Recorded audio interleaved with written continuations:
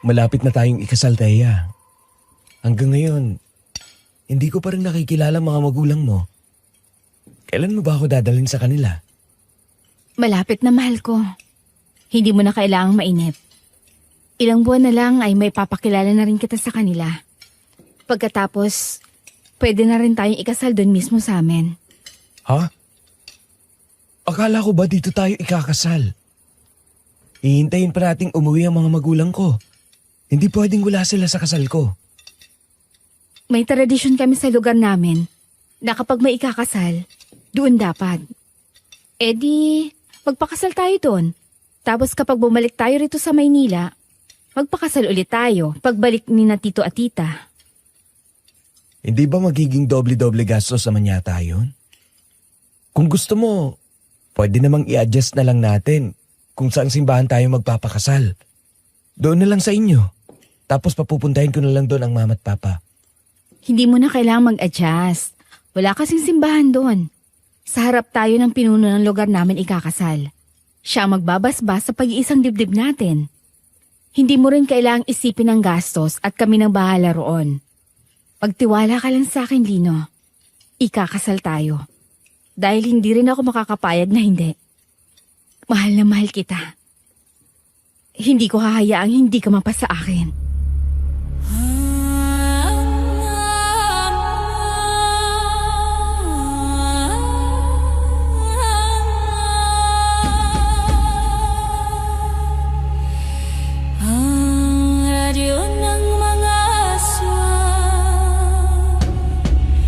Ito ang Aswang Radio.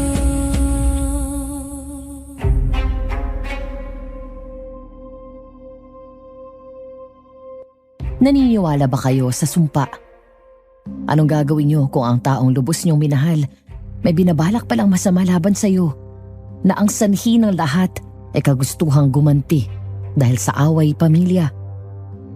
Magpapatawad ka ba?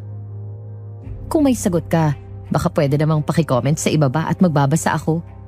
Kung gusto niyo malaman kung anong nangyari matapos ang naging pag-uusap namin ni Thea tungkol sa kasal namin, sumubaybay ka sa kwento kong ito hanggang dulo.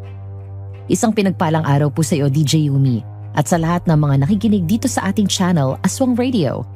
Itago niyo na lang po ako sa pangalang Lino. Sinadya ko pong baguhin ang mga pangalan at lugar na eksaktong pinangyarihan ng karanasan kong ito upang maprotektahan ang aming mga pagkakakilanlan at privacy. Nangyari po ito halos 4 na dekada na rin ang nakalilipas. 28 anyos ako noong mga panahong yon.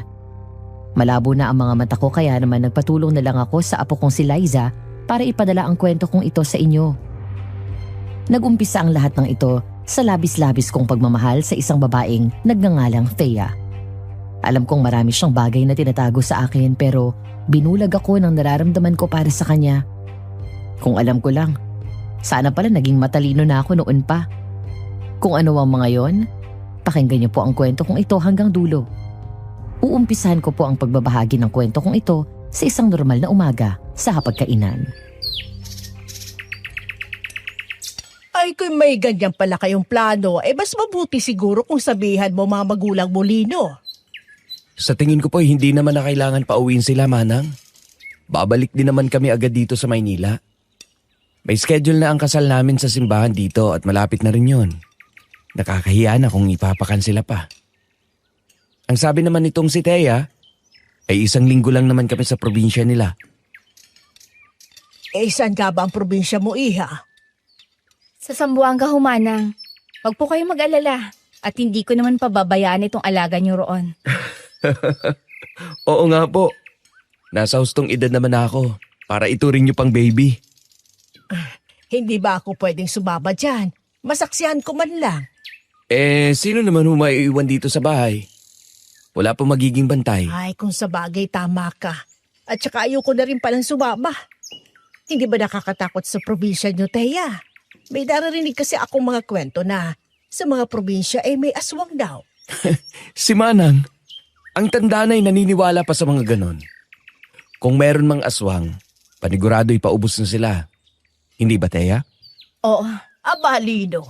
Baka nakakalimutan mo kung anong trabaho ng mga magulang mo doon, pati na rin ng mga lolo't lola mo. Hindi ba tumutugi sila ng mga aswang? Mabuti na nga rin at huminto ng mga magulang mo sa pagpuksa sa kanila. Pagkatapos nilang mapuruhan ng huli nilang pakikipaglaban sa isang probinsya ng pinuntahan nila. Kung hindi, nako, baka wala ka sa mundong ito. Tumigil sila dahil ubos ng mga aswang. Huwag po kayong mag-alala. Doon ako lumaki. Ni minsan hindi ako nakaengkwentro ng aswang sa baryo namin. Magtiwala kayo sa akin. Hindi mapapahamak ang alaga ninyo roon. Siguraduhin mo lang ha. Ay ako mananagot kapag may nangyaring masama dyan.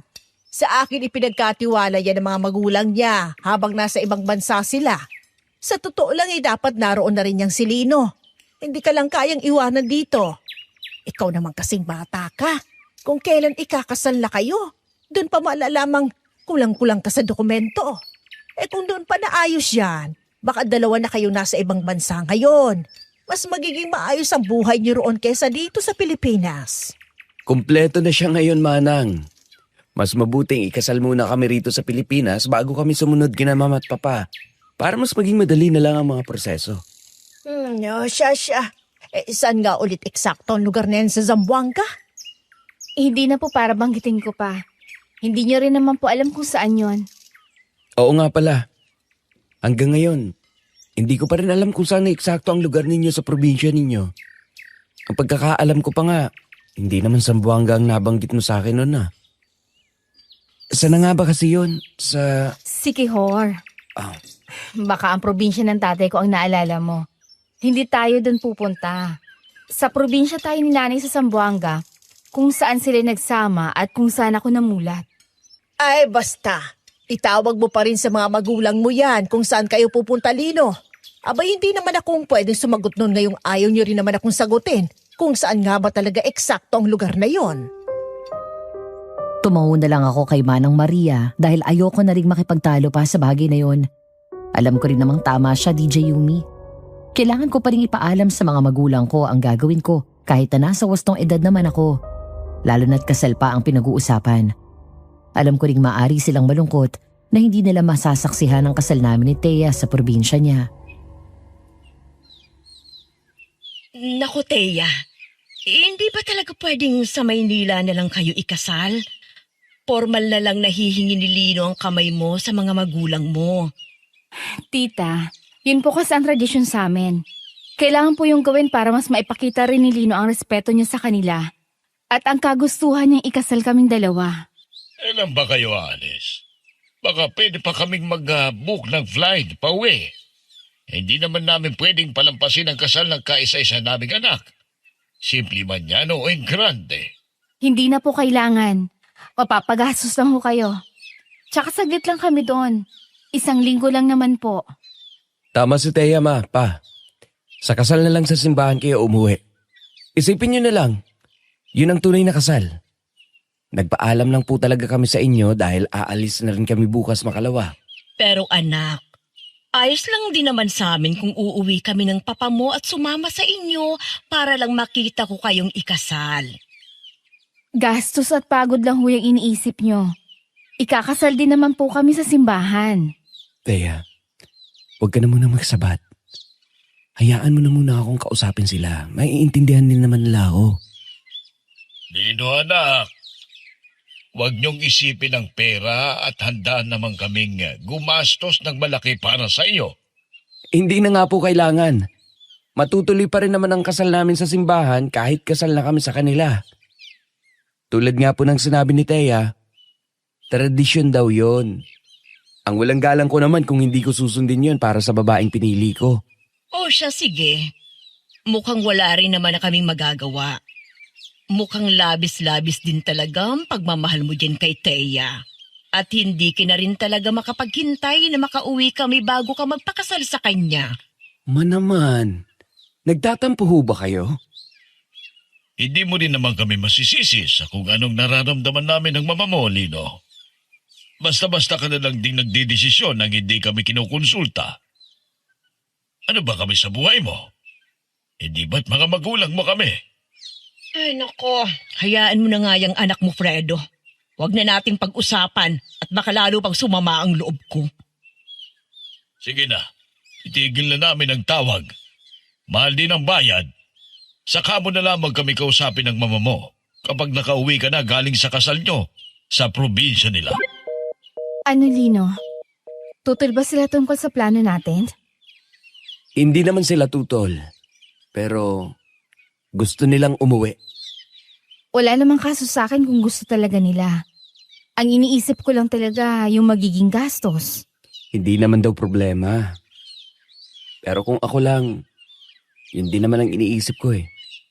Anong desisyon mo niyan? Kung anong gusto mo, mahal ko, yun ang susundin ko. Ano kaya kung magsama ka nila ng kaibigan mo? Sina Jano at Lira. Baka sakaling mabawasan ang sentimiento nila. Baka iniisip nilang wala ka makakasama sa pamilya mo. At least sa ganung paraan, may kasama kang kaibigan. Mas lalo lang silang magtatampo na hindi sila isinama gayong sinama ko na nga ang mga kaibigan ko.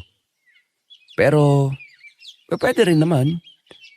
Mamaya ay tatawagan ko magkasintahan. Mabuti pa nga. At magpahinga na rin muna tayo. Buo ang loob ko pagdating kay Thea. Kahit na nagtampo ang mga magulang ko dahil sa naging desisyon namin, tinawagan ko naman ang kaibigan kong sina Jano at Lira para imbitahang sumama sa akin nang magkaroon naman ng saksi sa panig ko. Pero isang gabi bago ang alis namin, bigla ko may naramdamang kakaiba sa kalagitnaan ng pagtulog namin ni Thea. Naramdaman ko siyang bumangon at nang tanungin ko siya, bababa lang daw siya saglit dahil nauuhaw siya. Hindi ako makabalik sa pagtulog nang wala siya. Nang maya-maya pa, biglang umihip ng malakas ang hangin. Pagtingin ko sa naiwang bukas na bintana, doon ako napabalikos ng bangon. Isang pares ng mapupulang mata ang nakita kong titig na titig sa akin.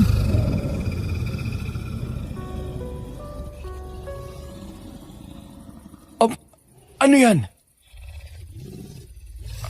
Aswang lang ang may pulang mata. Alis! Umalis ka dyan! Lino? Mahal? Bakit? Anong nakikita mo dyan sa bintana? May aswang sa bintana, Thea. Ha? Wala naman ah. Meron! Nandyan kanina. Titig na titig sa akin. Naalimpungatan ka lang siguro, mahal ko. Inaanto ka pa at kamumulat lang ng mata mo. Kaya siguro namalik mata kami pulang matang nakatingin sa'yo dyan kanina. Hindi. Sigurado ako sa nakita ko. Tsaka paano mong nalaman ang kulay pulang mata? Hindi ba't pula ang mata ng mga aswang? Wala yun, Lino. Siguro dala nilang nabanggit ni Manang Maria nung nakaraan. Inisip mo ang aswang, kaya akala mo nakakita ka na. Siguro nga. Bumalik na tayo sa pagtulog. Para hindi na kung ano-ano ang nakikita mo dyan.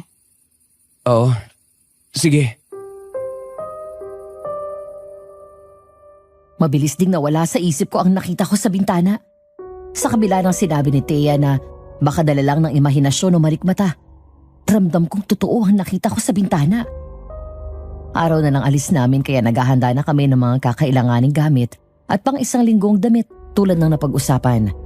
Parating na rin ang mga kaibigan namin sa bahay at naghihintay na lang kami para makaalis na pauwi sa probinsya nila. Si Manang Maria, halata pa rin ang pagtutol sa mukha, pero wala na rin siyang magawa. Mag-iingat na lang kayo roon, Lino. Tumawag kayo kaagad kapag nakarating na kayo roon, ha? Manang, wala pong telepono ron eh. Hindi namin kayo matatawagan. Nako, paano yan? Paano kung makakamusta tong si Lino ng mga magulang niya? Manang, mabilis lang ang isang linggo. Oo nga po. Para namang hindi ko na iuwi ang alaga niyo sa inyo. Huwag po kayong mag-alala. Babalik pa rin kami. Oo siya, sige. Mag-iingat na lang kayo, ha? Basta bumalik na lang agad kayo, Lino. Kailangan mo pang suyuin ang mga magulang mo. Oh, eto na pala sina Jano at Lira. Mabutit nakarating na rin kayo. Alam mo namang hindi kita kayang hindian eh. Dahil matalik kitang kaibigan. Ay sus! Bakit hindi mo pa amining ayaw mo naman talagang bumiyahe nung malayo nung una? Kung hindi ko lang sinabi sa'yo na gusto kong umalis at makakita ng bagong lugar, aayaw ka pa sana. Bakit nga naman kasi kailangan nyo pang ikasal dun sa lugar nila, Thea? Ano bang mayroon dun? At may sinusunod pang tradisyon. May ganun ba talaga? Meron sa amin. Narinig mo naman, di ba? Tatanong lang naman. First time kong makarinig ng tradisyon na kailangan sa lugar nila mismo ikasal ang mga taga roon. Tapos ano ka mo? Walang simbahan? Pinuno ang magbabasbas sa inyo? Para kayong kulto ah. Jano, ang pipig mo. Ayan ka na naman. Respetuhin mo na lang kung anong paniniwala meron sila, Thea. Hindi mo naman kailangang tanungin ng tanungin kung bakit ganun sa kanila. Pambastos na rin ang tawag niya sa ginagawa mo. Baka pagtalunan niyo pang dalawa yan. Wag na. Aalis na rin lang tayo. Wala namang masamang magtanong, Lira eh. Masyado ka namang nagre-react. Tumigil na kayong dalawa dyan. Tara na. Paano ba yan, Manang? Maiwan po muna namin kayo rito, ha? Basta palagi ka mag-iingat doon, Lino, ha? Kayo rin, mag-aanak, Jano, Lira. Hindi kayo pamilyar sa lugar nila, Thea. Kung maaari, wag na lang kayong lumayo sa kanya. Opo, Manang. Hindi ko sila pababayaan. Alis na po kami. Isang ngiti na lang ang ginawad ko kay Manang Maria bago kami tumulak paalis. Sabik na sabik si Lira sa biyahe pa lang papuntang airport. Bihira kasi silang makaalis ni Jano dahil masyado silang abala sa pagtatrabaho. Lalo na at nag-iipon na rin sila para sa kanilang kasal. Kaya naman ang marinig ni Lira na aalis kami at tutungo sa probinsya ni Thea para sa una naming kasal. Pinilit niya na ang kasintahan niyang sumama para makapagpahinga na rin. Pagdating namin sa airport, nagpresenta na si Thea na siya na lang ang mag-aayos ng tiket at gano'n na lang ang gulat ko nang malamang hindi kami sa Zamboanga pupunta tulad ng sinabi niya, kundi pa Dumaguete kami. Akala ko ba Zamboanga? Bakit papuntang Dumaguete itong ticket? Direct flight naman yun ah. Ang totoo niyan, nagsinungaling ako kay Manang Maria. Tamang sinabi ko sa'yo sa Siquijor ako nagaling. Kaya doon tayo pupunta. Kaso, napilitan naman ako hindi sabihin ang totoo kay Manang kasi nag-hysterical siya tungkol sa mga kwentong aswang. Kailangan mo pa ba talagang magsinungaling? Tingnan mo. Sa mismong pag-alis pa namin malalaman na iba naman pala talagang pupunta natin. Pasensya na, mahal ko. Ayaw ko lang namang ma-stress si Manang kakaisip sa'yo. Habang wala ka ng isang linggo at hindi ka niya nakikita. Alam mo naman ang isang yun, di ba? Baby ka pa rin. Kung sa bagay, baka nga magkasakit pa siya kakaisip. Mas grabe pa mag-alala ang isang yon kesa kinamamat pa pa. O siya, ano pa bang magagawa ko? Nandito na tayo. Basta sa susunod, hindi mo naman na kailangan magsinungaling. Maiintindihan at maiintindihan naman nila ang gusto kong gawin. Oo, Lino. Pangako. Yan na ang huling maitatago ako sa'yo. Kapag nakarating na tayo sa amin, malalaman mo na lahat. Lalo na mga sagot sa tanong mong pilit kong iniiwasan. Malalaman mo na talaga kung saan ako nanggaling. Medyo kinabahan tuloy ako. Magiging maayos naman siguro sa pamilya mo, di ba? Oo naman. Hindi mo kailangang mag-alala. Pakikitunguhan ka nila ng maayos dahil alam nilang mahal kita. At kung sinong minamahal ang isang katribo, ay malugod nilang tinatanggap. Sana nga, hindi mo naman maiaalis sa akin ang kabahan eh. Etong unang beses na makikilala kong angkan mo. Pababait sila, Lino. Tatanggapin ka nila ng buong buo. Hindi na lang ako umimik pa pagkatapos sabihin yun ni Thea. Nagtiwala na lang ako sa kanya na sana nga, totoo ang mga sinabi niya. Nang malaman din ng magkasintahan na naiba ang aming ruta, inulan din nila kami ng tanong. Pero sa huli, wala na rin naman silang magagawa dahil book na ang flights at paalis na kami anumang oras. Tahimik si Thea buong biyahe. Kahit pa noong nakalipat na kami ng ferry papunta mismo sa Siquijor. Pero hindi nakalusot sa akin ang pananabik sa kanyang muka sa kabila ng katahimikan niya. Ang tahimik mo naman yata, mahal ko. Hindi naman. Napapaisip lang ako kung kumusta na kaya sa amin. Ang tagal ko rin hindi nakauwi. Tapos babalik ako may dala-dala ng aasawahin. Ha? Hindi ba't kung minsan naman nagpapaalam ka sa aking uuwi ng probinsya? Ayaw mo nga akong pasamahin eh. Kailan bang huli? Hindi ba't wala pa namang isang taon? Ang ibig kong sabihin, Matagal na rin ang 1 taon. Tapos kilala ka nila sa kwento lang. Ang mahalaga, makikilala na nila ako ng personal at ikakasal na tayo. Hindi na nila kailangang mag-alala kung sakali kung kumusta ka sa akin dahil aalagaan kita at mamahalin ng buong kaya ko.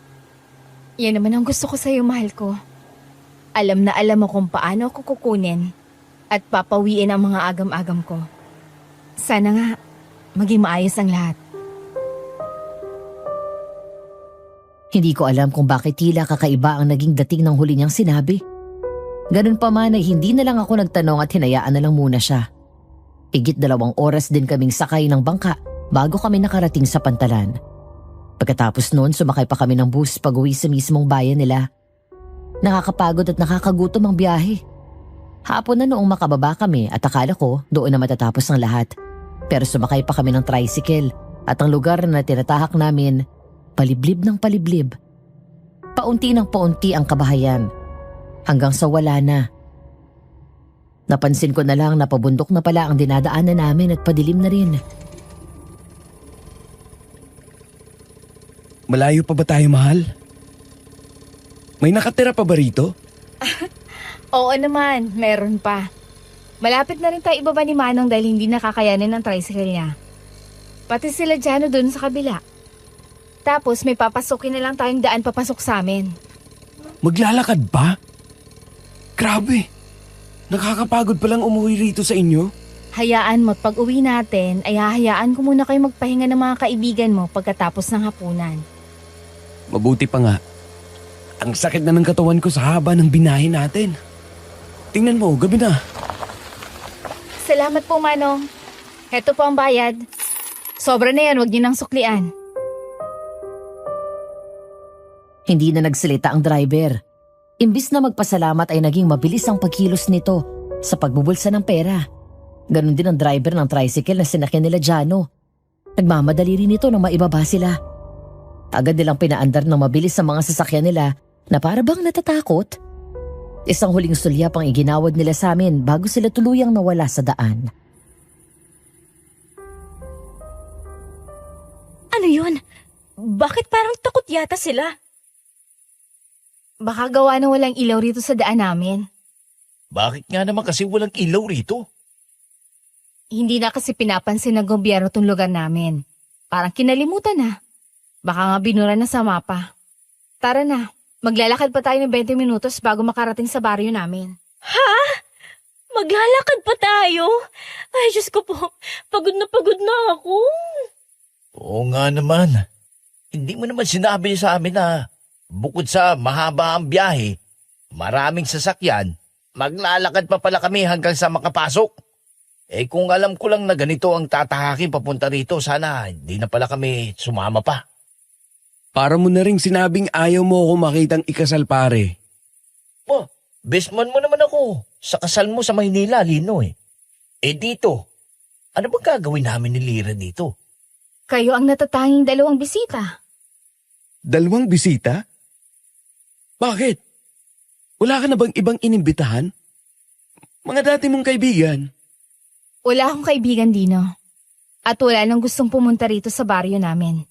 Bukod sa malayo, natatakot sila sa lugar. Binubuhay ng kung ano-anong kwento ang isip nila tungkol sa mga liblib na lugar. Kaya walang nangangahas. Kaya sina Jano at Lira lang ang bisita natin. Wala nang iba pa. Paano ba namang hindi sila matatakot dito sa inyo? Patay na patay yung tunog. Halina kayo, maglakad na tayo. May dala naman akong ilaw rito para hindi gaano madilim sa nilalakaran natin. Si Thea ang nauna sa amin habang nakasunod naman kami sa kanya. Hindi ko maiwasang mapansin na totoo ang sinabi ni Lira. Patay ang tunog sa lugar na tinatahak namin. Walang kuliglig o kahit anong insektong maririnig. Tanging mga yabag lang namin sa tuyong dahon at ang tunog ng aming paghingal. Malayo sa hinagap kong sa ganong klase ng baryo nakatira si Thea. Masyadong malayo sa paningin at kaalaman ng mga tao na may mga nakatira pa pala sa ganong lugar. Halos hindi na kami nag-uusap habang naglalakad kami. Dala na rin siguro ng matinding pagod hanggang sa unti-unti pa nagkakaroon na ng liwanag. Kaunting lakad pa ay tumambad na sa amin ang isang maliit na compound. Maraming bahay pero tila abandonado at sira-sira na ang iba. Wala ring linya ng kuryente dahil ang gamit nila ay mga sulo na nagsisilbing liwanag. Nagsilabas ang ilan sa mga tao. 3 ang lumakad patungo sa amin para salubungin kami. 2 lalaki at 1 babae na may katandaan na ang itsura. Oh, Teya. Kinabi na kayo masyado. Ito na bang mapapangasawa mo? Si Lino. Opo, Tiyo. Siya na nga po yung kinukwento ko sa inyo noon pa. Ay, kay gwapong binata naman pala nito. Tamang-tama ka ng piniling pakakasalan, Teya. Siyempre naman po. Para naman po kayo walang bilib sa akin sa pipiliing lalaki, Tia Bernabe. Sino naman tong mga kasama niya? Magandang gabi ho. Mga kaibigan ko po sila. Sina Jano at Lira. Hindi ho kasi makakapunta ang mga magulang ko dahil nasa ibang bansa. Kaya sila na lang ang isinama ko. Ayos lang yun, Iho. Mas mabuting ang sila na lang ang isinama mo. Paano hong mabuti? Ay, siyempre, liblib dito. Siguro naman may edad na rin ang mga magulang mo. Baka hindi na kaya ang mahabang biyahe at lakaran. Kaya mabuti na lang na ganoon. Hindi naman ho. Malakas pa sa kalabaw ang mga magulang ko. Di mabuti para sa mga magulang mo. Luso, ang mabuti pa ay ibigay mo na sa kanila yung mga panangga. Heto mga iho at tiya. Isuot ninyo tong mga pulang kwintas na to. Ito ang maglalayo sa inyo sa masasamang espiritu na maaaring gumalaw sa inyo. Wow! Ang astig naman po nito. May paganito pa talaga kayo. Pasensya na ho. Pero hindi ako nagsusuot ng mga ganyan eh. Hindi ako naniniwala sa kahit anong mga sinasabit sa katawan. Diyos lang ang pinaniniwalaan kong may kayang gumabay sa akin. Hay nako. Ayan ka na naman ha. Hindi naman natin alam kung anong meron dito kaya isuot mo na to. Maniwala ka na lang sa matatagal ng naninirahan dito. Sa ayaw ko nga eh. Huwag mo akong pilitin sa ayaw ko, Lira. Hayaan mo siya iha. Siya rin naman na magsisisi pag may nangyari sa kanyang hindi maganda. Bahala ka, Jano. Tumigil nga kayong dalawa. Sa harapan ng ibang tao kayo magtatalo. Huwag mo na siyang pilitin, Lira. Ang mahalaga, suotin mo ang iyo. Ikaw rin, Lino. Ikaw? Hindi ka ba magsusuot nito? Hindi na. Ayos lang ako. Kayo lang ang mahalaga. Kayo ba'y naghapunan na? Saktong-sakto at marami nang niluto naming hapunan. Talagang naghanda si Bernabe dahil kay tagal niyang hinintay sa kalendaryo ang araw na ipinangako mo sa amin. Kung kailan mo siya dadalhin, Teya. Hindi ba't sakto naman po? Oo, saktong-sakto.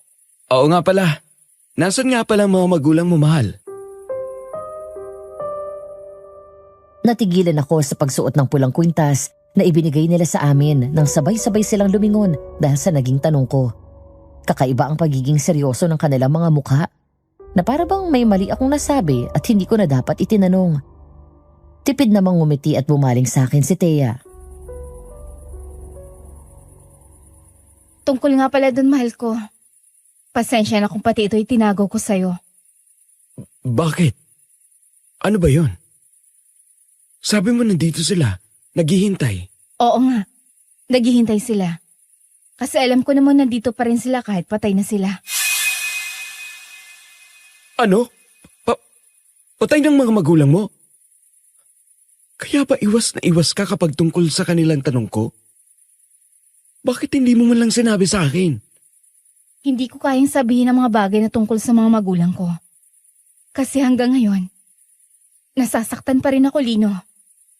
Kaya patawad kung wala ka malang alam. At hindi ko na sila maihaharap pa sa'yo.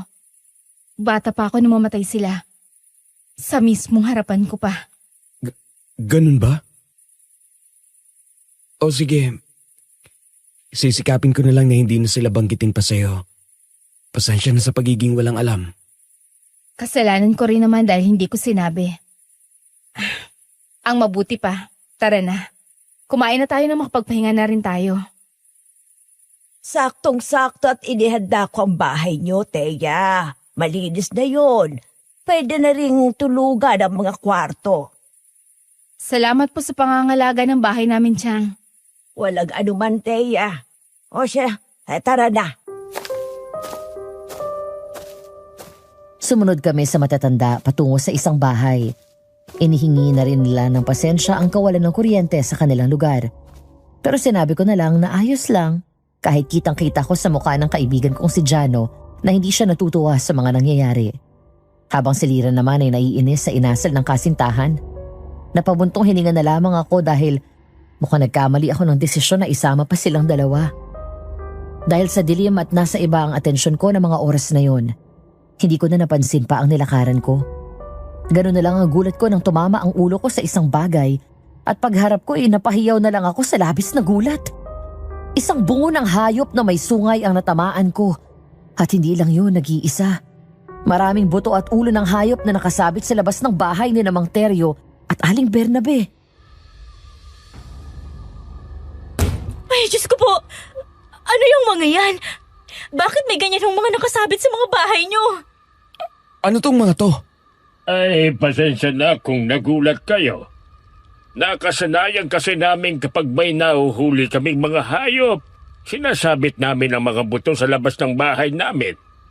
Hindi nyo lang nakikita pero lahat ng bahay rito may kanyang palamuti sa labas. Palamuti? Kailan pa ginawang palamuti ang buto ng mga hayop? Hindi ka lang sanay. Palibhasa'y galing ka nga naman sa syudad. Hindi ninyo alam na sa probinsya ay normal lang naman ang ganitong mga bagay. At kahit anong nakikita ninyo, maaaring mahirap paniwalaan. Pero yun ang totoo. Tama naman po kayo. Ikaw, Jano, manahimik ka na nga lang kung wala ka rin namang magandang sasabihin. Ay, tama na yan. Halina kayo rito sa hapag. Kumain na kayo. Kayo po, Tiyong. Busog pa kami. At anong oras na rin kaming kumain kanina? Kayo, mga bisita, busugin nyo mga sarili nyo. Lalabas lang muna kami at may mahalaga kaming pag-uusapan. Kaya, Iha, sumama ka na muna sa amin.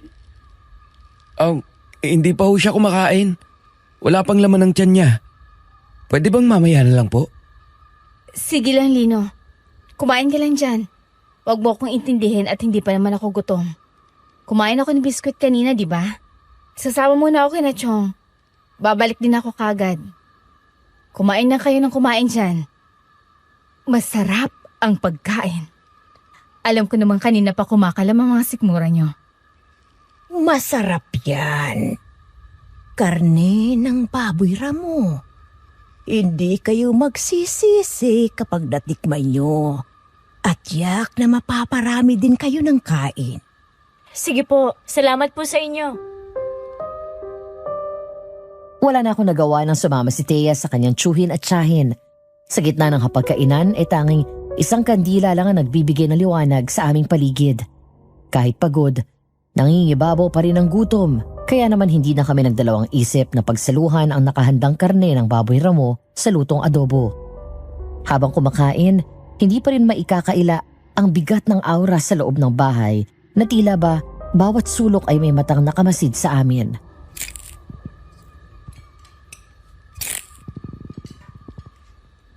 Dino, pare, di ka pa talaga nabibigatan sa pakiramdam dito.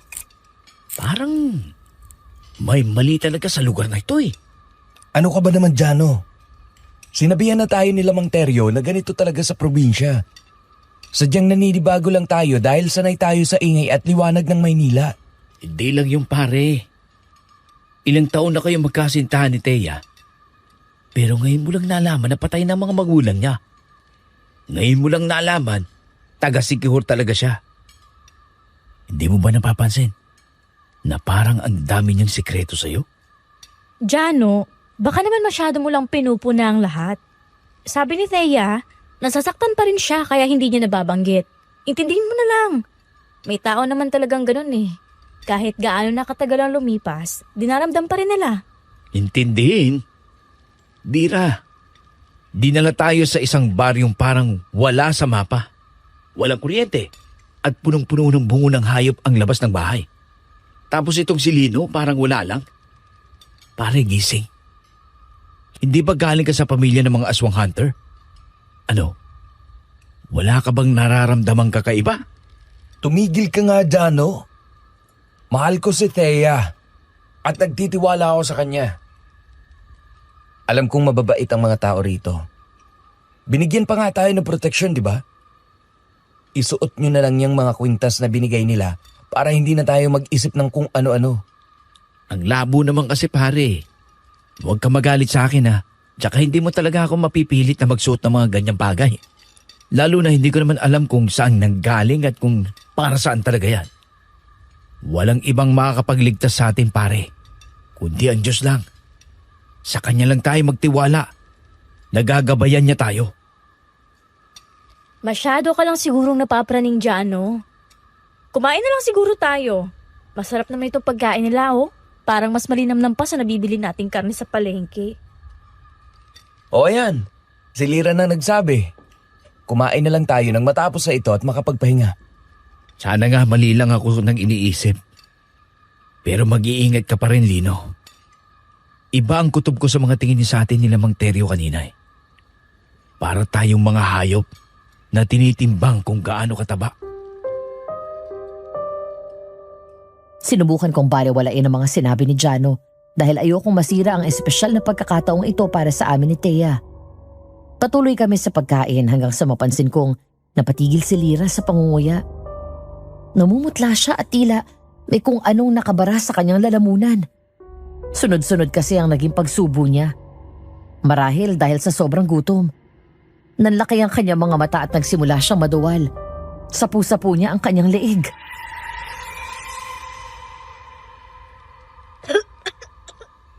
Lira, anong nangyayari sa'yo? Jano, tulungan mo si Lira. May nakain yata siya. Nabubulunan siya, oh. Lira, daan-dahan. Oh, tubig oh. Heto ang tubig, inumin mo. Oh. Tagap! May nakabara. Huwag mong piliting lunukin. Iluwa mo, Lira. Iluwa mo. Doon na bumaliktad ang sikmura ko. Nakita namin ang mga kamay ni Lira na pilit may hinahatak mula sa loob ng kanyang bibig. Akala ko nung una, litid lang ng karne. Pero habang humahaba ang kanyang hinihila, lalong tumitindi ang takot sa aming mga mukha. Isang mahabang hibla ng makapal at maitim na buhok ang dahan-dahang lumabas mula sa kanyang lalamunan. Putya, ano yan? Bakit may buhok sa loob ng pagkain? Diyos ko. Lira, dahan-dahan. Kadiri! Muntik ko nang malunok. Tinasabi ko na nga ba eh. Ano bang klaseng karne itong pinapakain nila sa atin? Lino, tignan mo. Hindi to buhok ng hayop. Buhok to ng tao. Oo, nakikita ko. Nanginginig kaming lahat habang nakatitig sa mahabang hibla ng buhok na nakasambulat sa hapag. Ang sarap ng pagkain ay biglang napalitan ng matinding pandidiri at kilabot. Walang tigil sa pagduwal si Lira dahil sa nakuha sa lalamunan. Maya-maya pa, biglang bumukas ang pinto at pumasok si Thea, kasunod ang kanyang mga kamag-anak. Mahal? Lira? Anong nangyari? Bakit parang nagkakagulo kayo? Narinig namin kayo mula sa labas kaya kami nagmamadaling bumalik. Thea, tingnan mo to. Paanong nagkaroon ng mahahabang buhok ng tao na nakahalo sa pagkain ibinigay niyo sa amin? Halos mabulunan si Lira. Ikamamatay niya pa yan pag nagkataong nalunok niya. Pasensya na kayo.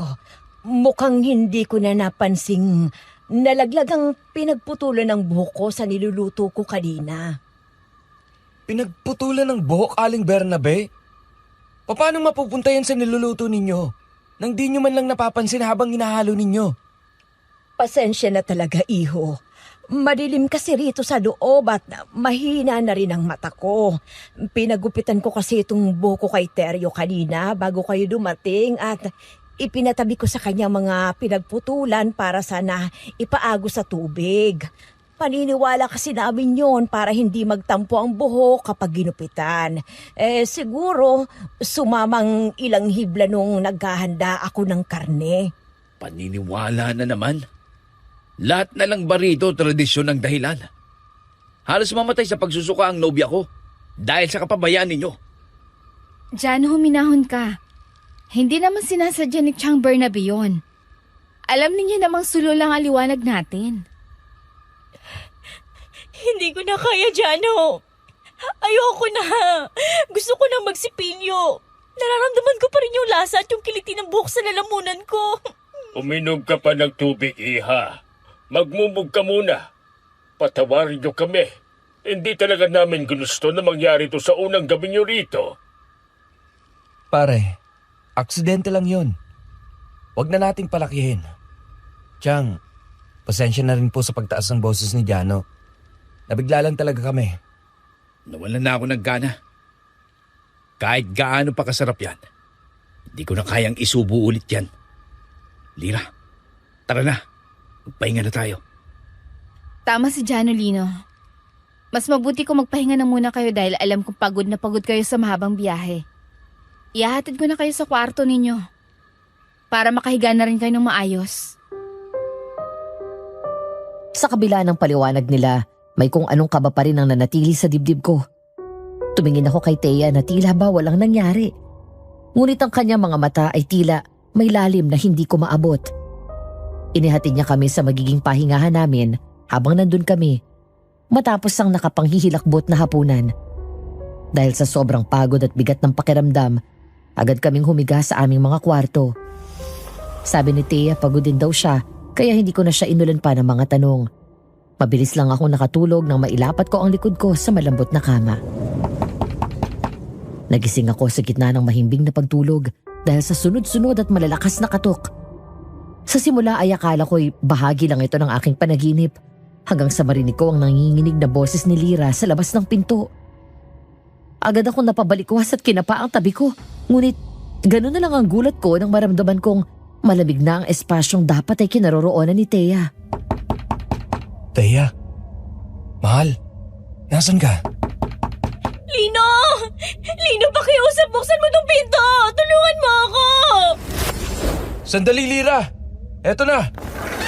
Lira, anong nangyayari? Bakit ka umiiyak? At bakit ganyan ang itsura mo? Para kang nakakita ng multo. Lino, si Jano! Wala si Jano sa kwarto! Nagising ako kanina dahil parang may nararamdaman ako nakatingin sa akin sa labas ng bintana. Pagmulat ko, may nakita akong 2 pulang mata na nagmamasid sa dilim. Pulang mata? Sigurado ka ba? Nakakita rin ako niya nung nasa Maynila pa tayo bago tayo umalis. Oo, Lino. Siguradong sigurado ako. Sa sobrang takot ko, agad kong tinawag si Jano para gisingin siya. Pero paghaplos ko sa kabilang panig ng higaan, wala na siya roon. Teka, baka lumabas lang siya para magpahangin. O baka umihi lang. Alam mo naman yung isang yon. Hindi mapakali dahil sa nangyari kanina sa pagkain. Hindi. Hindi siya lalabas nang hindi ako ginigising o nagpapaalam man lang. Lalo na't alam niyang takot na takot ako rito sa lugar nila Thea. Si Thea, nasan siya? Bakit wala rin siya rito? Yun gang pinagtataka ko eh. Pagising ko, wala na rin siya sa tabi ko. Baka magkasama sila. Hindi ko na alam, Lino. Natatakot ako. Hindi ko kayang manatili rito nang hindi nalalaman kung nasan siya. Baka kung ano na nangyari kay Jano sa labas. Uminahon ka, Lira. Hindi natin malalaman ang totoo kung mananatili lang tayo rito at magpapanik. Halika, hanapin natin sila. Napakadilim, Lino. Wala akong makita sa paligid natin. Dikit ka lang sa akin, Lira. Huwag kang lalayo sa liwanag ng gasera. Jano! Thea! Nasaan kayo? Lino, hinaan mo lang. Naalala mo ba yung sinabi ni Jano kanina? Na parang may mali sa mga tao rito? Hindi kaya kinuha na nila ang nobyo ko? O kaya naman, nung nakita ko kanina sa bintana. Shh! Huwag ka mag-isip ng kung ano-ano. Baka naman nanigarilyo lang ang isang yun. Imposibleng malayo ang mararating nila sa ganitong kadilim na lugar. Kinakabahan ako. Ang dami nang tumatapos sa isip ko. Sana pala, hindi na lang talaga kami sumama sa inyo. Ayos lang si Jano. Baka ayaw ka na lang ni Jano na istorbohin ka sa pagtulog mo. Kaya hindi ka na niya ginising. Sana nga ganun na lang. Hindi niya naman siguro ako iiwan na lang ng basta-basta, di ba? Kahit lagi kaming nag-aaway. Oo naman. Mahal ka ng kaibigan ko kahit medyo mainitin ang ulo niya at lagi siyang nakakontra sa mga bagay-bagay. Magtiwala ka lang at nandito lang yun sa labas. Habang dahan-dahan kaming naglalakad sa pagitan ng mga naglalakihang puno, bawat kaluskos ng dahon ay tila babala sa aking pandinig. Hawak-hawak ko ng mahigpit ang gasera, habang si Lira naman ay halos ibaon ang kanyang mga kuko sa braso ko sa sobrang takot.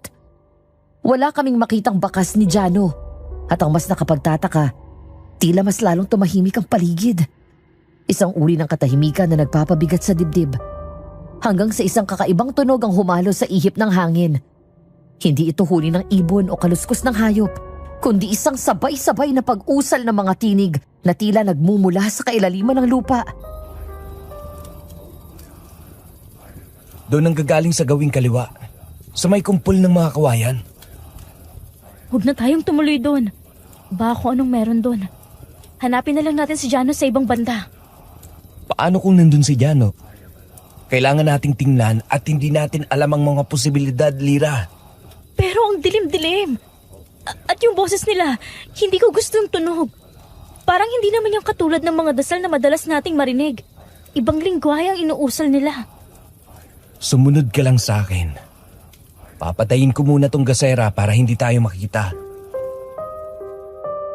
Pinatay ko ang liwanag at hinayaan ang aming mga mata na masanay sa dilim ng tanging tanglaw ng buwan ang nagbibigay ng aninag. Sinundan namin ang tunog ng mga bulong hanggang sa tumumbad sa amin ang isang lumang istruktura. Mukha itong simbahan pero gawa sa mga batong itim at mga gapok na kahoy. Walang bintana at ang mas lalong nakakapanghilakbot, wala itong krus sa itaas. Sa halip, isang bungo ng tao ang nakatarak sa pinakatuktok ng pintuan nito.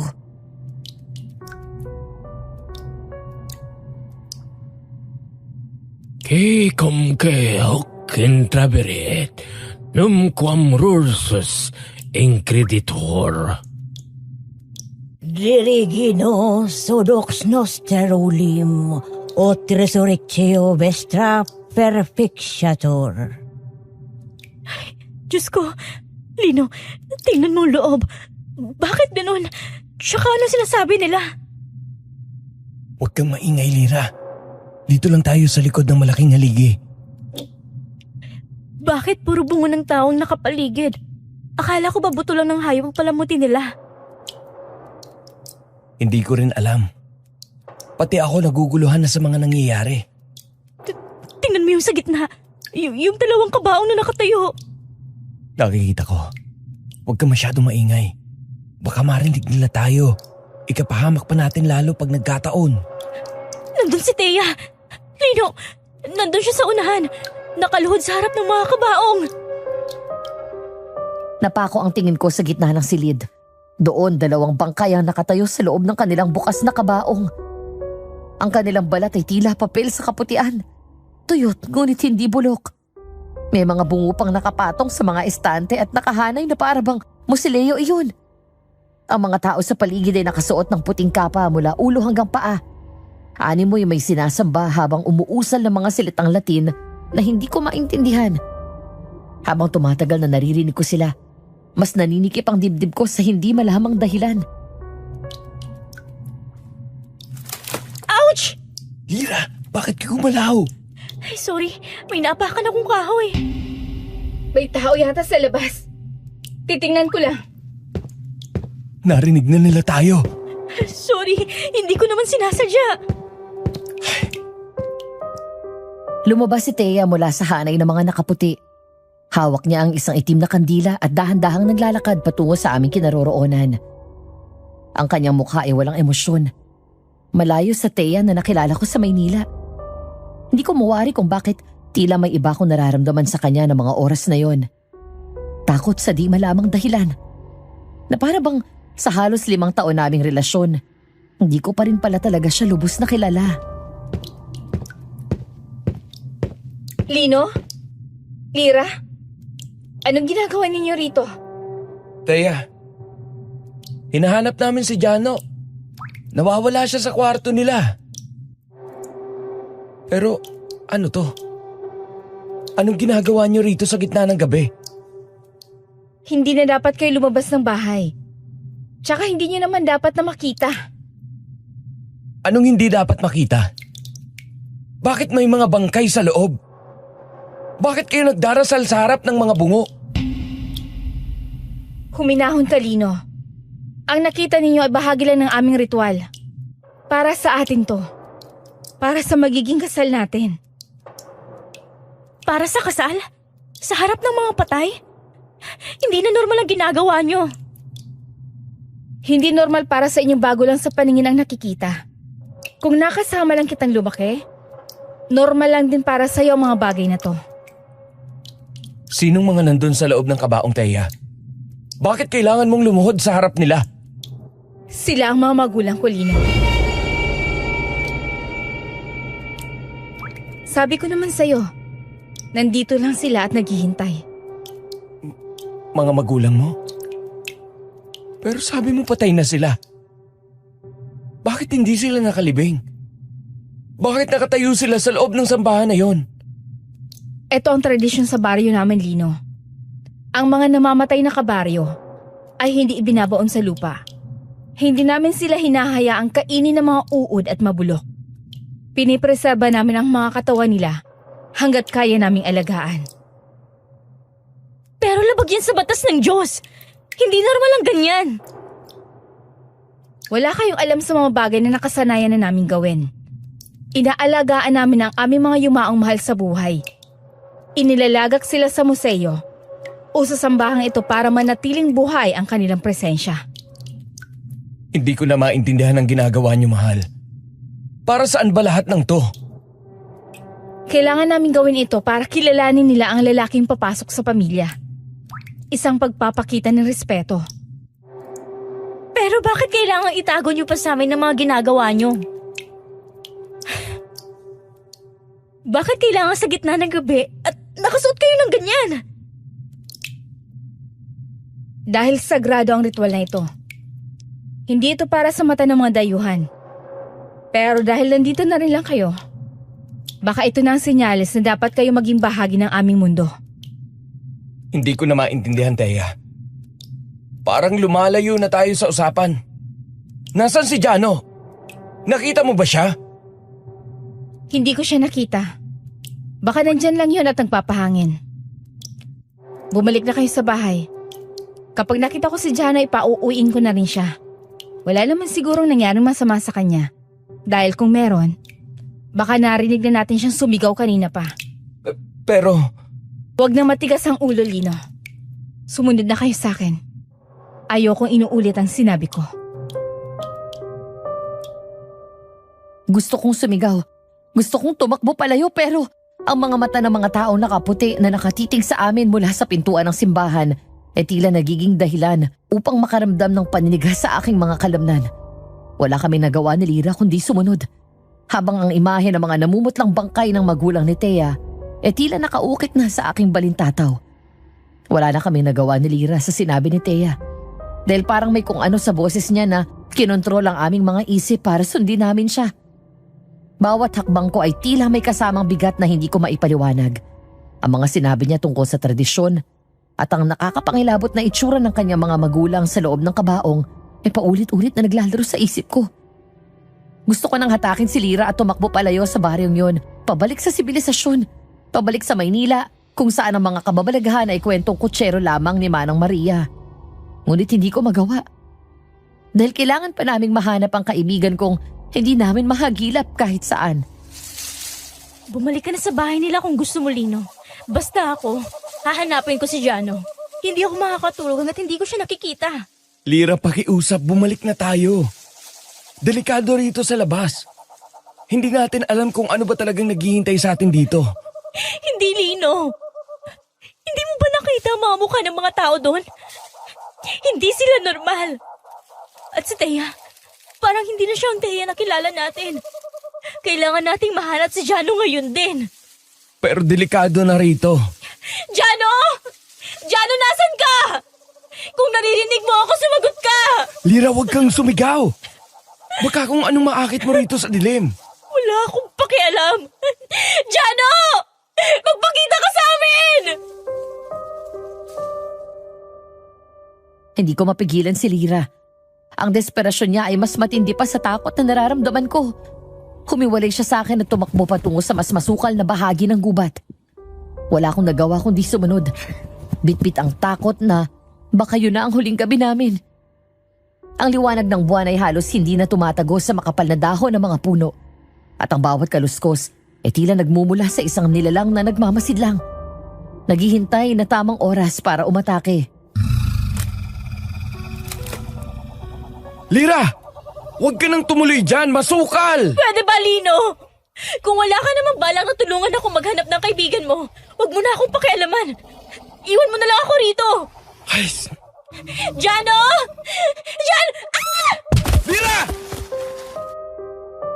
Sa isang iglap, isang madilim na anino ang lumitaw mula sa itaas ng puno. Dinaluhong nito si Lira ng gano'n na lang kabilis. Napahiga si Lira sa lupa habang ang nilalang na may mahahabang kuko at nalilisik ng pulang mata ay nakapatong sa kanya. Ang aswang ay humahalakhak, isang tunog na parang kinikiskis na bakal. Habang tinititigan ang leeg ni Lira, na tila isang hayop na takam sa kanyang biktima.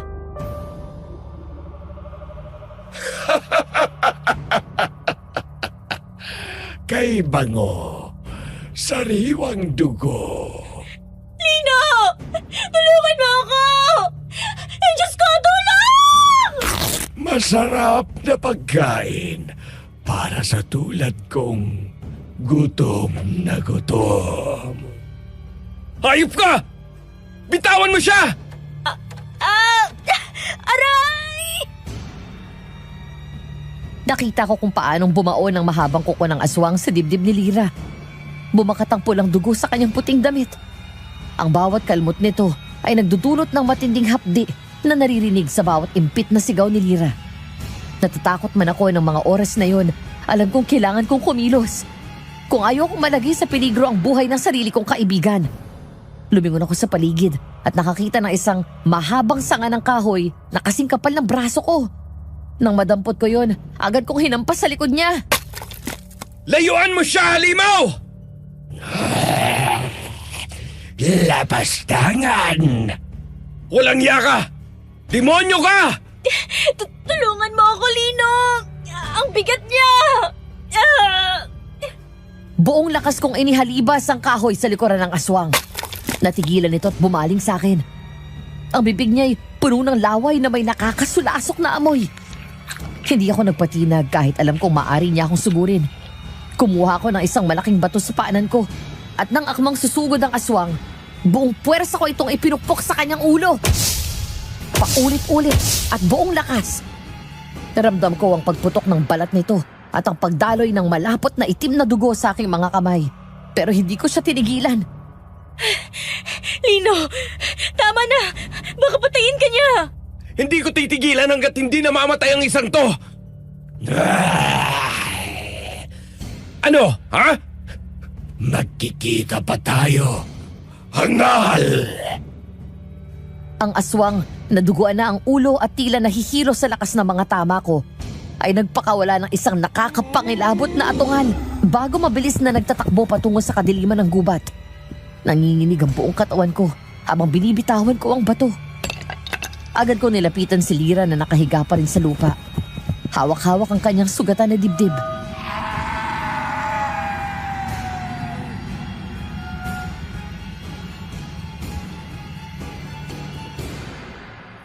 Lira!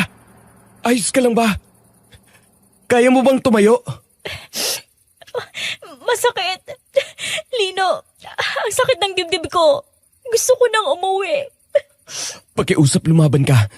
Hindi tayo pwedeng manatili rito. Babalik yun. O baka may kasama pa siya. Lino? Lira? Diyos ko, anong nangyari? Teya, ano ba talagang meron dito sa inyo? Muntik nang mapatay ng aswang si Lira. Sabi mo ligtas dito. Patawad. Hindi ko akalain na may makakalabas sa ligaw na aswang dito. Halina kayo. Kailangan natin makaalis dito bago sila bumalik. Sila? Ibig mong sabihin marami pa sila? Huwag na tayo magtalo, Lino. Tulungan mo kong itayo si Lira. Dadalhin natin siya sa bahay ni Chang Bernabe. Siya lang ang may kakayahang gumamot sa mga pinsala ng aswang. Ayoko na. Nasaan ba kasi si Jano? Baka ganyan din ang ginawa nila sa kanya. Tumahan ka na, Lira. Ipapahanap ko na sa kanila si Jano.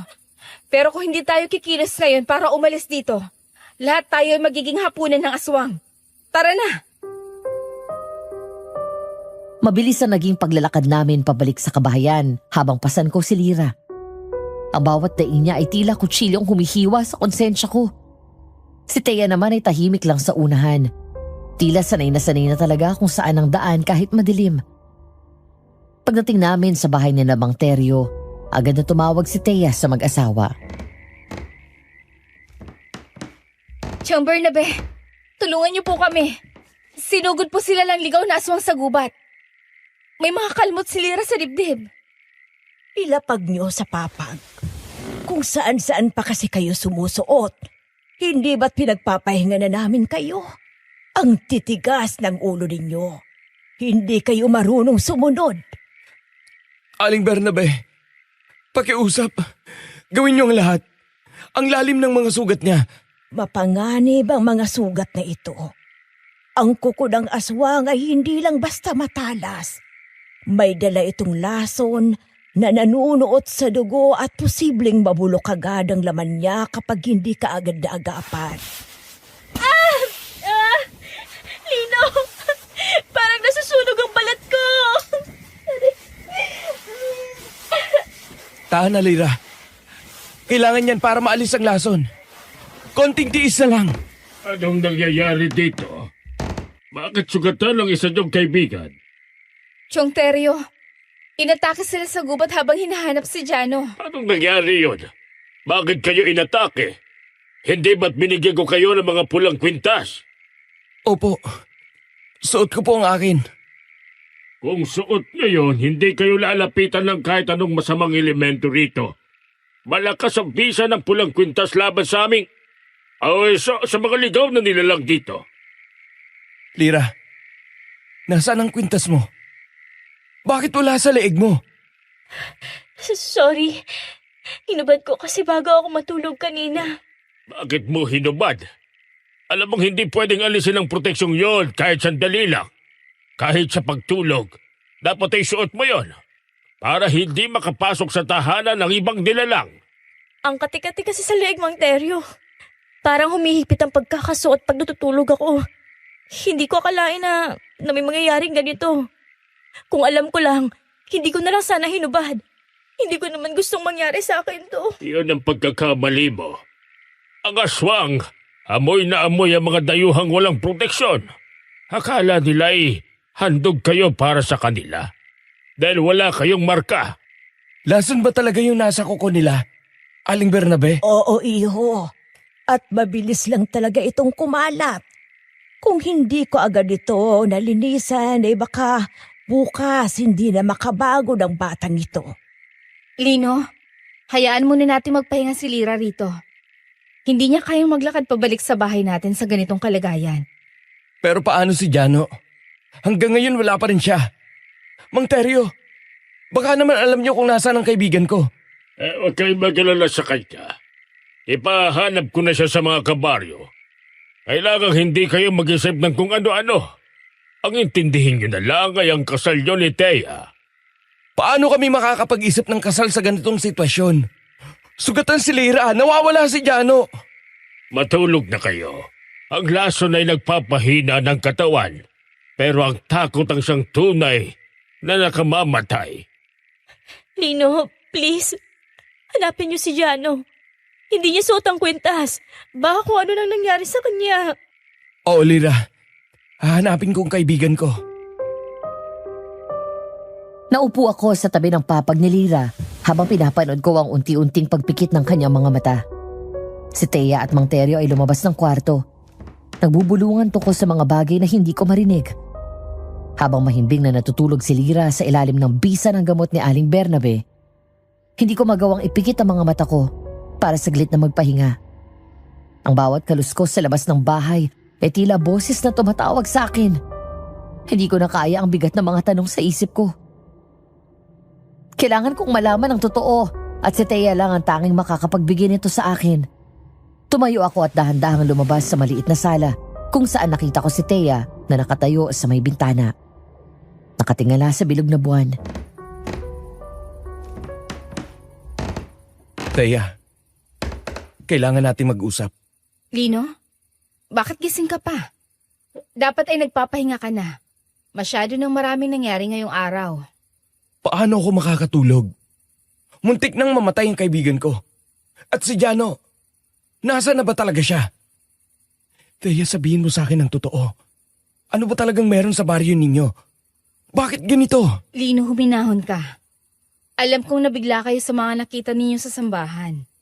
At lalo na sa nangyari kay Lira. Nabigla? Thea, nakakita kami ng mga bangkay na nakatayo sa kabaong. May mga taong nakaputi na nagdarasal ng Latin. At ngayon inatake kami ng aswang. Ano bang tingin mo sa amin, tanga? Hindi, Lino. Mahal kita. Hinding-hindi ko iisipin yan tungkol sa'yo. Kung mahal mo ko, bakit parang may itinatago ka? Sino-sino ba talaga kayo? Ano ba kayo? Normal ba kayong mga tao? Para kayong mga kulto. Nakakatakot ang mga sinasamba ninyo. Makinig ka sa akin, mahal. Hindi kami masasamang tao. Hindi kami mga aswang kung yan man ang iniisip ninyo. Hindi rin kami kulto. Tao rin kami tulad ninyo. Sadyang may mga tradisyon lang kaming sinusunod na mukhang kakatwa o nakakatakot para sa mga taga-Maynila. Tradisyon bang hindi ilibing ang mga patay? Tradisyon bang hayaang gumala ang mga halimaw sa gubat ninyo? Ang mga bangkay na nakita mo, yun ang paraan namin sa pag-alala sa kanila. Hindi namin sila kayang ibaon sa ilalim ng lupa. Gusto namin kasama pa rin sila sa mahalagang sandali ng buhay namin. Tulad ng kasal natin. At ang umatake kay Lira, sinabi ko na, ligaw na nilalang yon mula sa kabilang bundok. Hindi ako naniniwala, Thea. Gusto ko nang umalis dito. Pagkagising ni Lira, sisikapin naming mahanap si Jano at aalis na kami. Lino, pakiusap. Huwag kang magpadalos-dalos. Kung natatakot ka talaga, may naisip akong paraan. Paagahin natin ang kasal. Sa isang araw, gagawin na natin ang seremonya. Pagkatapos nun, uuwi na tayo ng Maynila. Tayong 4. Bakit kailangan pang ituloy ang kasal? Pwede naman tayong umalis na lang. Sa Maynila na lang natin ituloy. Tutal, kilala na rin naman nila ako, di ba? Dahil yun lang ang paraan para payagan kayo ng mga nakatatanda na makaalis ng ligtas. Kapag naging asawa na kita, ituturing na kayong kapamilya. Hindi na kayo gagambalain ng kahit ano rito. Sigurado ka ba rito, Thea? Na walang mangyayaring masama sa amin? Hinding-hindi ko hahayaang saktan ka nila, Lino. Magtiwala ka sa akin. Ginagawa ko ito para sa ating dalawa. Konting tiis na lang. Babalik na tayo sa buhay na nakasanayan mo. Niyakap ko si Thea pabalik. Pero kahit anong pilit kong maniwala sa kanyang mga salita, may bahagi ng puso ko na nagsasabing, mali ito. Lumipas ang isang buong araw na parang isang masamang panaginip na ayaw matapos. Halos hindi kami tumigil sa paghahanap kay Jano. Nilibot namin ang bawat sulok ng masukal na bahagi ng baryo. Pero kahit pakas ng kanyang tsinelas wala kaming nakita. Si Lira, sa kabila ng pangahina ng katawan dahil sa hindi maipaliwanag na lagnat, pilit na bumabangon para lang tumulong na mahanap ang kanyang nobyo. Namumutla siya at nanginginig ang mga kamay. Pero ang determinasyon sa kanyang mga mata ay unti-unting napapalitan ng isang bagay na mas nakakatakot. Ang kawalan ng pag-asa. Habang papalapit ang gabi ng kasal, lalo siyang nawawala sa sarili. Madalas ko siyang makitang nakatulala sa bintana hanggang sa ang kanyang mga mata ay naging blanko na lamang at hindi na rin makausap. Samantala ang buong baryo naman ay parang nabuhayan. Ramdam ang tensyon sa hangin habang abala ang mga tao sa pag-aayos ng kung ano-anong palamuti na gawa sa tuyong dahon at mga itim na tela. Pero sa kabila ng lahat ng paghahanda, wala namang dumating na bisita. Nanatili akong tahimik, nakaupo sa isang sulok ng lumang bahay, habang ang isip ko ay binubugbog ng samot-saring katanungan. Gusto ko nang tumakbo. Gusto ko nang hilahin si Lyra at hanapin si Jano palabas ng impyernong yun, pero tila nakagapos ang aking mga paa. Ay bilis talaga ng oras, Lino. Akalain mo yon. Ilang oras na lang at ganap na kayong mag-asawa ng pamangking ko. Oo, Mang Teryo. Mabilis nga ho. Parang kailan lang nung nasa Maynila pa kami at nagpaplano para dito. Ganyan talaga ang buhay. Ang mga mahalagang sandali, hindi dapat pinatatagal. Nakikita mo ba mga tao sa labas? Lahat sila ay sabik na masaksihan ng gabing ito. Bakit to parang sobrang espesyal naman ang gabing ito para sa inyo? Halos lahat ng tao tumutulong sa paghahanda. Hindi lang ito basta kasal, Lino. Para sa amin, ito ay simbolo ng bagong simula. Lalo na para sa inyo ni Thea. Isang pag-asa na matagal na naming hinihintay. Kaya naman pakiusap ko sa iyo. Pangalagaan mo ang pamangking ko. Huwag mo siyang pababayaan. Mahal ko ho si Thea, Mang Teryo. Pero sa totoo lang, marami akong iniisip. Si Jano, hanggang ngayon wala pa rin siya. Paano ako magiging masaya kung nawawala ang kaibigan ko?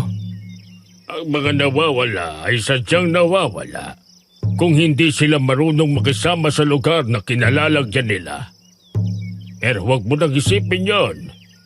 Ang mahalaga ay ikaw at ang seremonya mamaya. Parang ang daling sabihin sa inyo niyan. Tao ho ang nawawala, hindi gamit. Magtiwala ka sa Agos, Lino.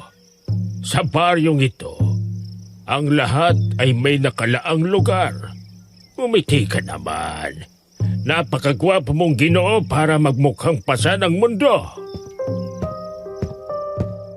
Iniwan ako ni Mang Teryo na may malapad na ngiti sa kanyang mga labi. Isang ngiting hindi umabot sa kanyang mga mata. Mas lalo lamang bumigat ang pakiramdam ko. Tumingin ako sa labas ng bintana at nakita ko ang dapit hapon na unti-unting nilalamon ng dilim. Ang mga sulo ay isa-isa ng sinindihan.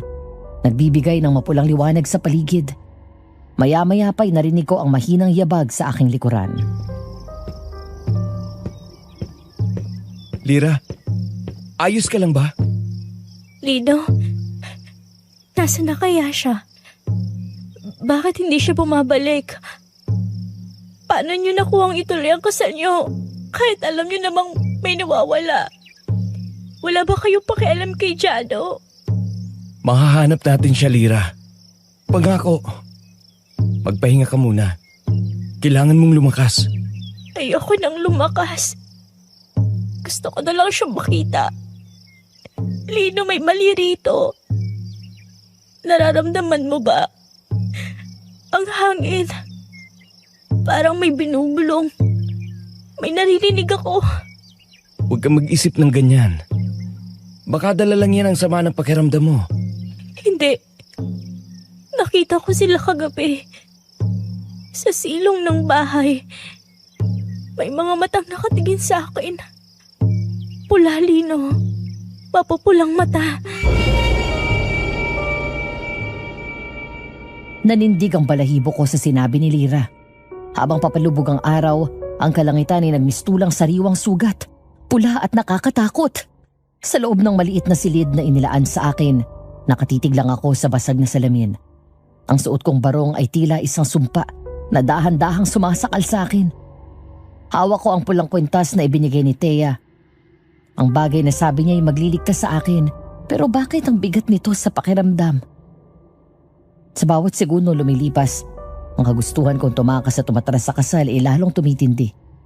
Sa gitna ng aking pag-iisip, isang mahinang kaluskos sa bintana ang bumasag sa katahimikan ng silid. Napako ang tingin ko sa bintana. Ang katok ay hindi galing sa pinto kundi sa labas. Dahan-dahan akong lumapit. Ang puso ko kumakabog ng mabilis na tila gustong kumawala sa aking dibdib. Pagbukas ko ng bintana, muntik na akong mapasigaw sa labis na gulat. Jano, Diyos ko, anong nangyari sa'yo? Nino, tulungan mo ako. Huwag kang maingay. Huwag kang lalabas. Sandali, teka. Pumasok ka rito. Dalian mo.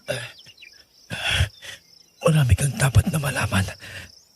Lalo na kay Thea. Pumasok ka na muna rito sa loob. Hinaan mo ang boses mo. Walang dapat na makarinig sa akin. Nakatakas lang ako. Pero binilikan ko kayo. Hinila ko si Jano papasok. Duguan ang kanyang braso at punit-punit ang damit. Ang kanyang mga mata ay puno ng matinding takot na hindi ko pa nakita kailanman. Mabilis kong nilak ang pinto at ang bintana. Pinaupo ko siya sa kama. Pilit na pinapakalma ang sarili ko habang nanginginig ang mga kamay ko sa pagpupunas ng dugo sa kanyang mukha. Jano, saan ka ba nanggaling? Akala namin kung ano nang nangyari sa'yo. Si Lira halos mabaliw na sa pag-aalala. Nino, makinig ka. Wala na tayong oras. Kailangan natin makaalis dito bago pa magdilim ng tuluyan. Hindi sila tao, Nino. Lahat sila ay mga aswang. Ano?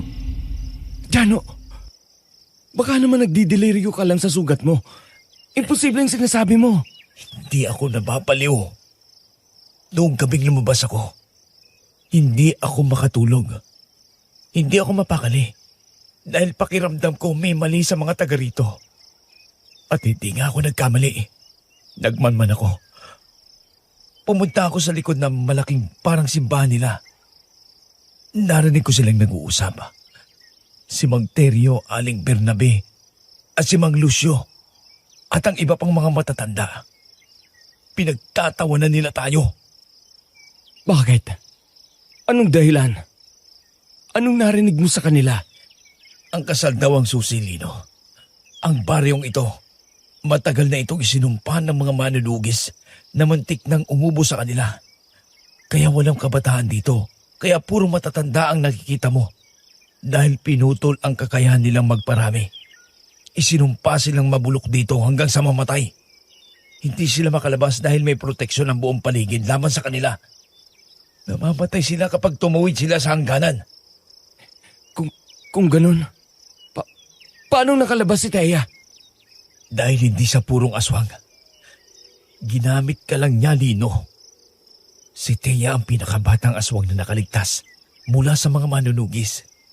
Kailangan niyang makasal para maputol ang sumpa at muling mabuhay ang mga magulang niya. Ang akala ng mga sumumpa sa kanila, hindi makakalabas si Thea dahil aswang din siya. Pero may dugo pala siyang tao. Kaya nagawa niya makatawid sa labas. At siya ang naatasan na alisin ang sumpang bumabalot sa baryo. Kaya niya tayo dinala rito. Hindi. Hindi magagawa ni Thea yun. Mahal niya ako. Kising ka, Lino. Tignan mo ang kwintas mo. Sabi niya proteksyon yan, di ba? Hindi yan proteksyon. Ang pulang kwintas na yan ay para mas madali nila tayong makontrol. Para kang tupang inaalagaan para sa katayan. Anong katayan ang sinasabi mo? Hindi lang ikaw ang kailangan nila. Kami ni Lira. Kami ang alay. Para sa muling pagkabuhay ng mga magulang ni Thea. Kailangan ng sariwang dugo ng mga tao. Hindi nila magawa yun dahil nga hindi sila makalabas. Pinaplano din ni Thea na isama kami para mabuhay na ang mga magulang niya.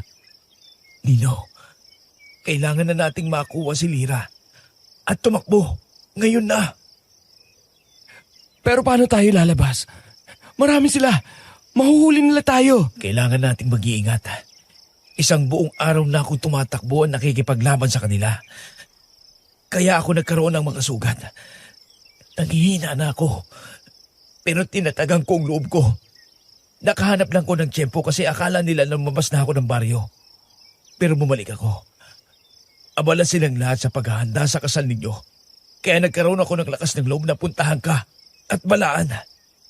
Kapag natapos na ang kasal, wala na. Wala na tayong kawala. Paano ka nila nahuli na nagmamanman? Naamoy nila ako. Malakas ang pakiramdam ng mga gago. Lino, tapos ka na ba? Hinihintay ka na ng iyong magandang asawa sa altar. Huwag mong paghintayin ang kapalaran, iho. Oo, Mang Teryo. Lalabas na po. Inaayos ko lang itong butones ng barong ko. Nagkatinginan kami ni Jano.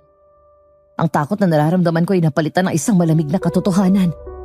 Ang babaeng akala ko ay bubuo ng buhay ko. Ang siyang tatapos sa amin. Huminga ko ng malalim. Hinubad ang pulang kwintas at itinapon sa kung saan. Pinagtago ko si Jano. Binuksan ko ang pinto at bumungad sa akin ang nakangiting mukha ni Mang Teryo. Para muli akong paalalahanan. Pag-alis niya, hindi na ako nag-aksaya ng panahon. Halos madapa ako sa pagmamadali patungo sa silid ni Lira. Agad ko siyang hinila habang walang nakakita sa amin. Nagpatangay lang siya. Bakas ang kawalan sa sarili sa mga nangyayari sa paligid. Lira! Lira, tumingin ka sa akin. Nandito si Jano, buhay siya. Jano? Buhay ka? Panaginip pa to? Hindi, Lira. Ako to. Makinig ka. Kailangan na nating umalis dito ngayon din. Papatayin nila tayo. Tulungan mo ko, Jano. Alalayan natin siya. Sa bintana tayo dadaan. Huwag kayong gagawa ng ingay. Lino, ang kasal. Si Thea. Ginamit lang niya tayo, Lira. Huwag mo nang isipin yon. Kumapit ka lang sa amin. Huwag kang bibitaw kahit na anong nangyari. Dahan-dahan naming binuhat si Lira palabas ng bintana. Ang hangin sa labas ay mabigat at amoy bulok na karne. Tahimik kaming bumaba sa likod ng bahay. Umiiwas sa mga sulo na nagsimula ng magliwanag sa paligid ng baryo. Bawat kaluskos ng tuyong dahon sa ilalim ng aming mga paa ay tila isang putok ng baril sa katahimikan. Tinahak namin ang masukal na bahagi ng kakahuyan. Pilit na iniiwasan ang daan patungo sa simbahan. Dito tayo. Dahan-dahan lang at baka may makarinig sa atin. Anumang oras ay pwede na rin nilang mahalata na nawawala tayo. Bilisan nyo. Nararamdaman ko sila. Parang may sumusunod sa atin. Hindi ko na kaya. Konti na lang, Lira. Konti na lang. Huwag kang susuko. Hinaan nyo lang ang mga boses nyo. Malakas din ang mga pandinig nila. Biglang huminto ang lahat. Ang huni ng mga kuligligi biglang naputol. Mula sa itaas ng isang malaking puno ng balete, isang anino ang mabilis na bumagsak sa harapan namin. Isang nilalang na may mahabang ko, nanlilisik na mapupulang mata. At balat na tila uling sa itim. Si Mang Lucio. Pero hindi na siya ang matandang nakilala ko. Ang kanyang katawan ay baluktot at ang kanyang bibig ay punong-puno ng matutulis ng ngipin. Saan kayo pupunta? Hindi pa tapos ang handaan. Ang dugo ninyo ay para sa aming kalayaan. Layuan mo kami, hayop ka! Anong akala ninyo? Hahayaan ko kayong makatakas. Diyan kayo nagkakamali. Tumigil ka na, halimaw ka! Alam ko. At masarap maging halimaw. Walang iniintinding mga bagay. Kahit labag pa sa sinasamba ninyong Diyos. Sa isang iglap, dinaluhong kami ni Mang Lucio. Tumalsik si Jano sa gilid. Nang hawiin niya ito gamit ang kanyang braso. Sinubukan kong sumuntok, pero mabilis niyang nabaon ang kanyang mga kuko sa balikat ko. Napasigaw ako sa hapde. Ramdam ko ang mainit na dugo na dumadaloy sa aking barong. Ang sakit! Lino, gumamit ka ng kahit ano.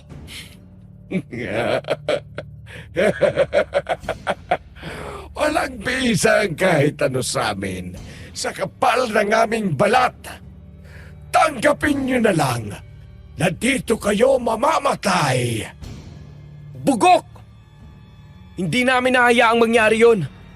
Kahit makipagpatayan pa kami sa inyo! Habang nakadagan sa akin si Mang Lucio at akmang kakagati ng leeg ko, naalala ko ang turo ni Papa. Dinukot ko mula sa loob ng damit ko ang kwintas na laging pinadadala ni Mama sa akin. Isang krus na gawa sa purong pilak. Buong lakas kong idinikit ang pilak na krus sa dibdib ni Mang Lucio. Saktong-sakto sa tapat ng kanyang tumitibok na puso. Umalingaw-ngaw ang isang tunog na purong hinagpis. Lalo kong ibinuon ng krus. Ang katawan ni Mang Lucio ay nagsimulang mangisay hanggang sa maging abo ito sa harap namin. Humingal ako ng malalim. Hawak-hawak ang sugatan kong balikat at saka kinuha muli ang kwintas dahil alam ko maaari ko pa yung magamit.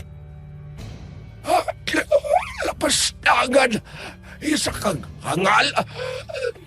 Yung paghihiganti ako ng aking mga kasamahan. Mamatay ka na!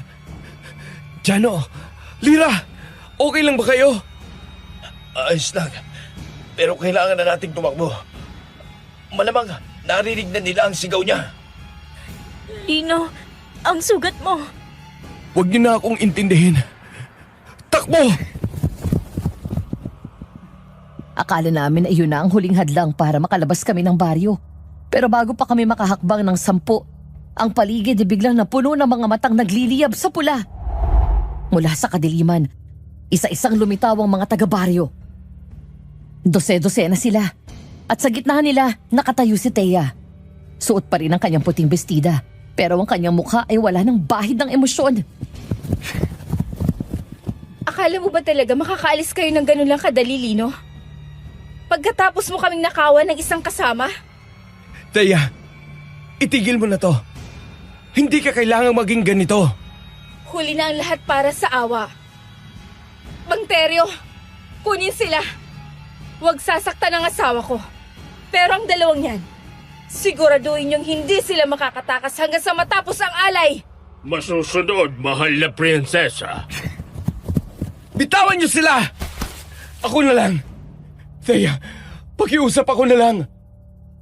Huwag kang mag-alala, mahal ko. Malapit na tayo maging pamilya. At ang mga kaibigan mo, magiging bahagi sila ng ating walang hanggang buhay. Sinubukan naming lumaban, pero sa dami nila at sa pangihina ng aming katawan, wala kaming nagawa. Sapilitan nilang sinunggaban ang aking mga braso. Narinig ko ang tili ni Lira habang kinakaladkad siya ng 2 lalaki at ang bulyaw ni Jano habang pinapatumba siya sa lupa. Wala akong nagawa kundi ang mapaluha habang sapilitan kaming ibinabalik sa baryo. Ang gabi ng kasal na inaasahan kong simula ng aming saya ay magiging isang madugong seremonya na walang sino man sa amin ang makakalimot. Kung mabubuhay pa kami para alalahanin yun. Kinaladkad kaming tila mga hayop na dadalhin sa katayan. Dinala nila kami sa kanilang simbahan. Kahit anong pagpupumiglas ko, hindi ako makawala. Sa gitna, sa tapat ng altar na nababalutan ng itim na tela, nakalagay ang 2 kabaong na nakatayo. Ang mga magulang ni Thea. Doon sa pilitang iginapo sina Jano at Lira sa 2 posteng kawayan.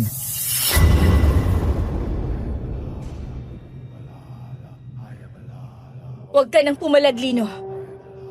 Tingnan mo ang paligid mo. Lahat sila ay naghihintay. Isang oo mo lang. At magiging malaya na kami. Thea, pakiusap. Bakit kailangan umabot sa ganito? Lahat man ang ipinakita mo sa akin sa Maynila, lahat ng pangako mo, kasinungalingan lang ba yon? Bahagi yun ng plano, Lino. Kailangan kitang makuha. Dahil ikaw ang magiging susi para maalis ang sumpa sa pamamagitan ng pag-iisang dibdib natin. Ni minsan ba? Kahit 1 segundo lang, Thea. Minahal mo ba ako? Hindi dahil sa sumpa. Hindi dahil sa mga magulang mo. Kundi dahil sa akin. Dahil ako si Lino na nagbigay sa iyo ng lahat.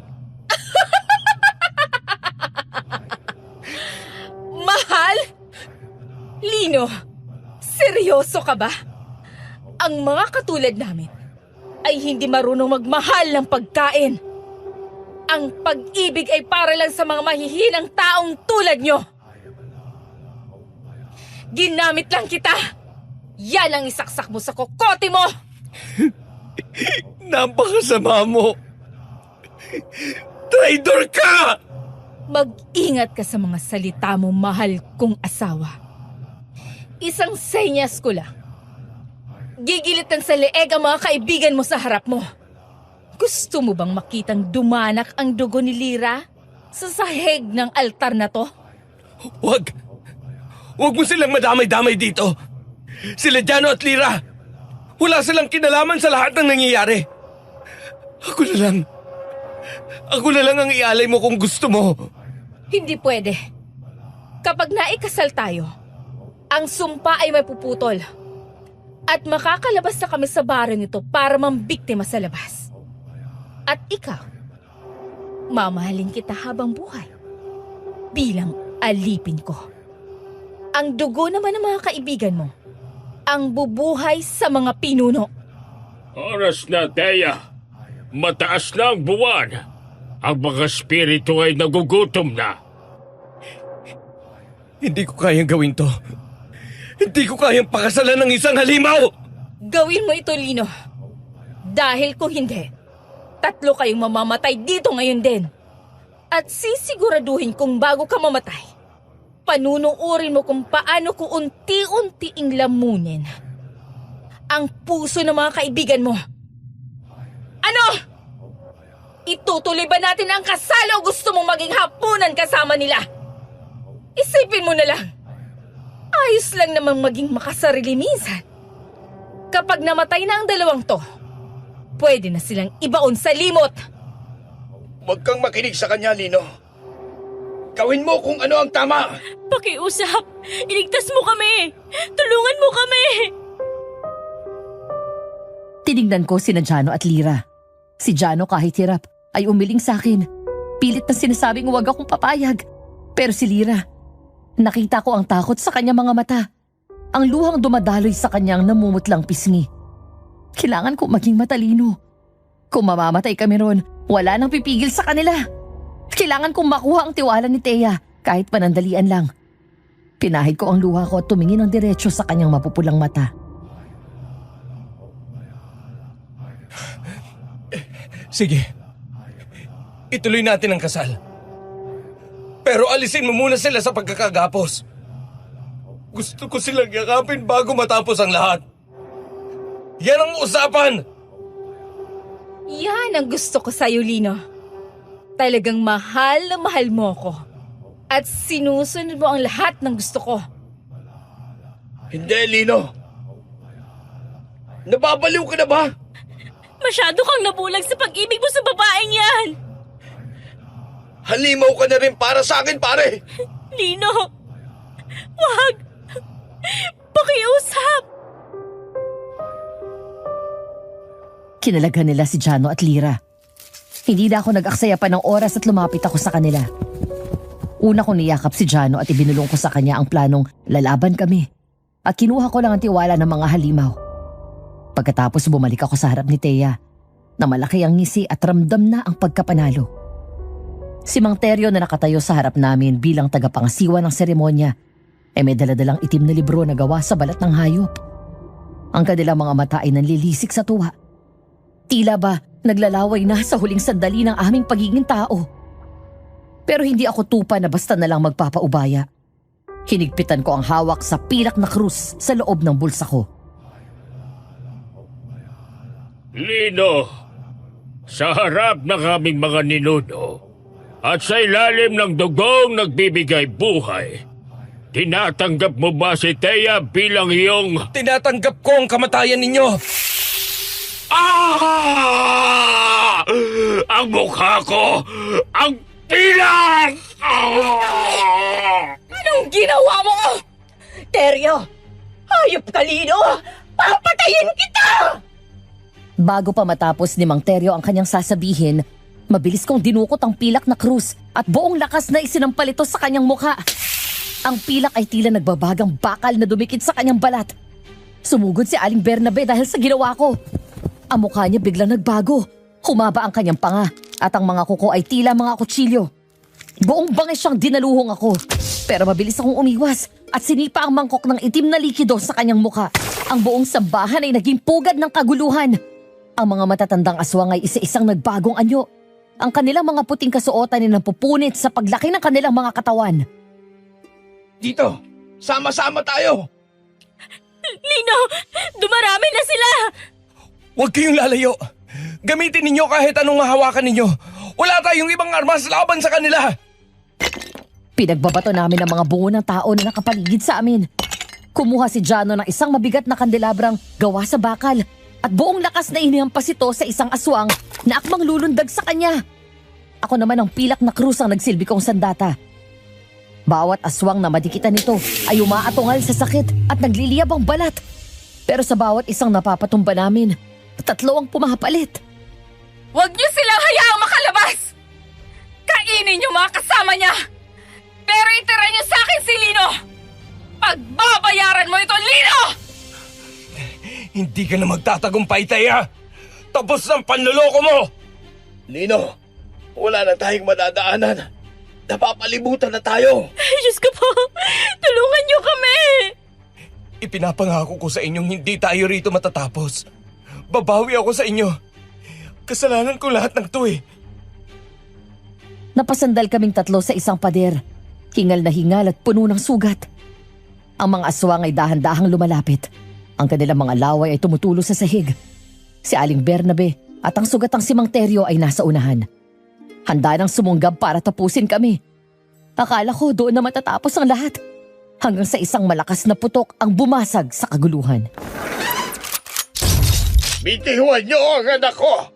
Kung ayaw niyong maging abo ang buong baryong ito! Lino, lumapit kayo rito. Bilisan niyo. Mama? Papa? Paano kayo nakapunta rito? Paano niyo nalaman ang lugar na to? Mga manunugis! Paano? Akala niyo ba ay pababayaan ko ang anak ko sa kamay ng mga katulad ninyo? Walang mangyayaring kasalan, Teya.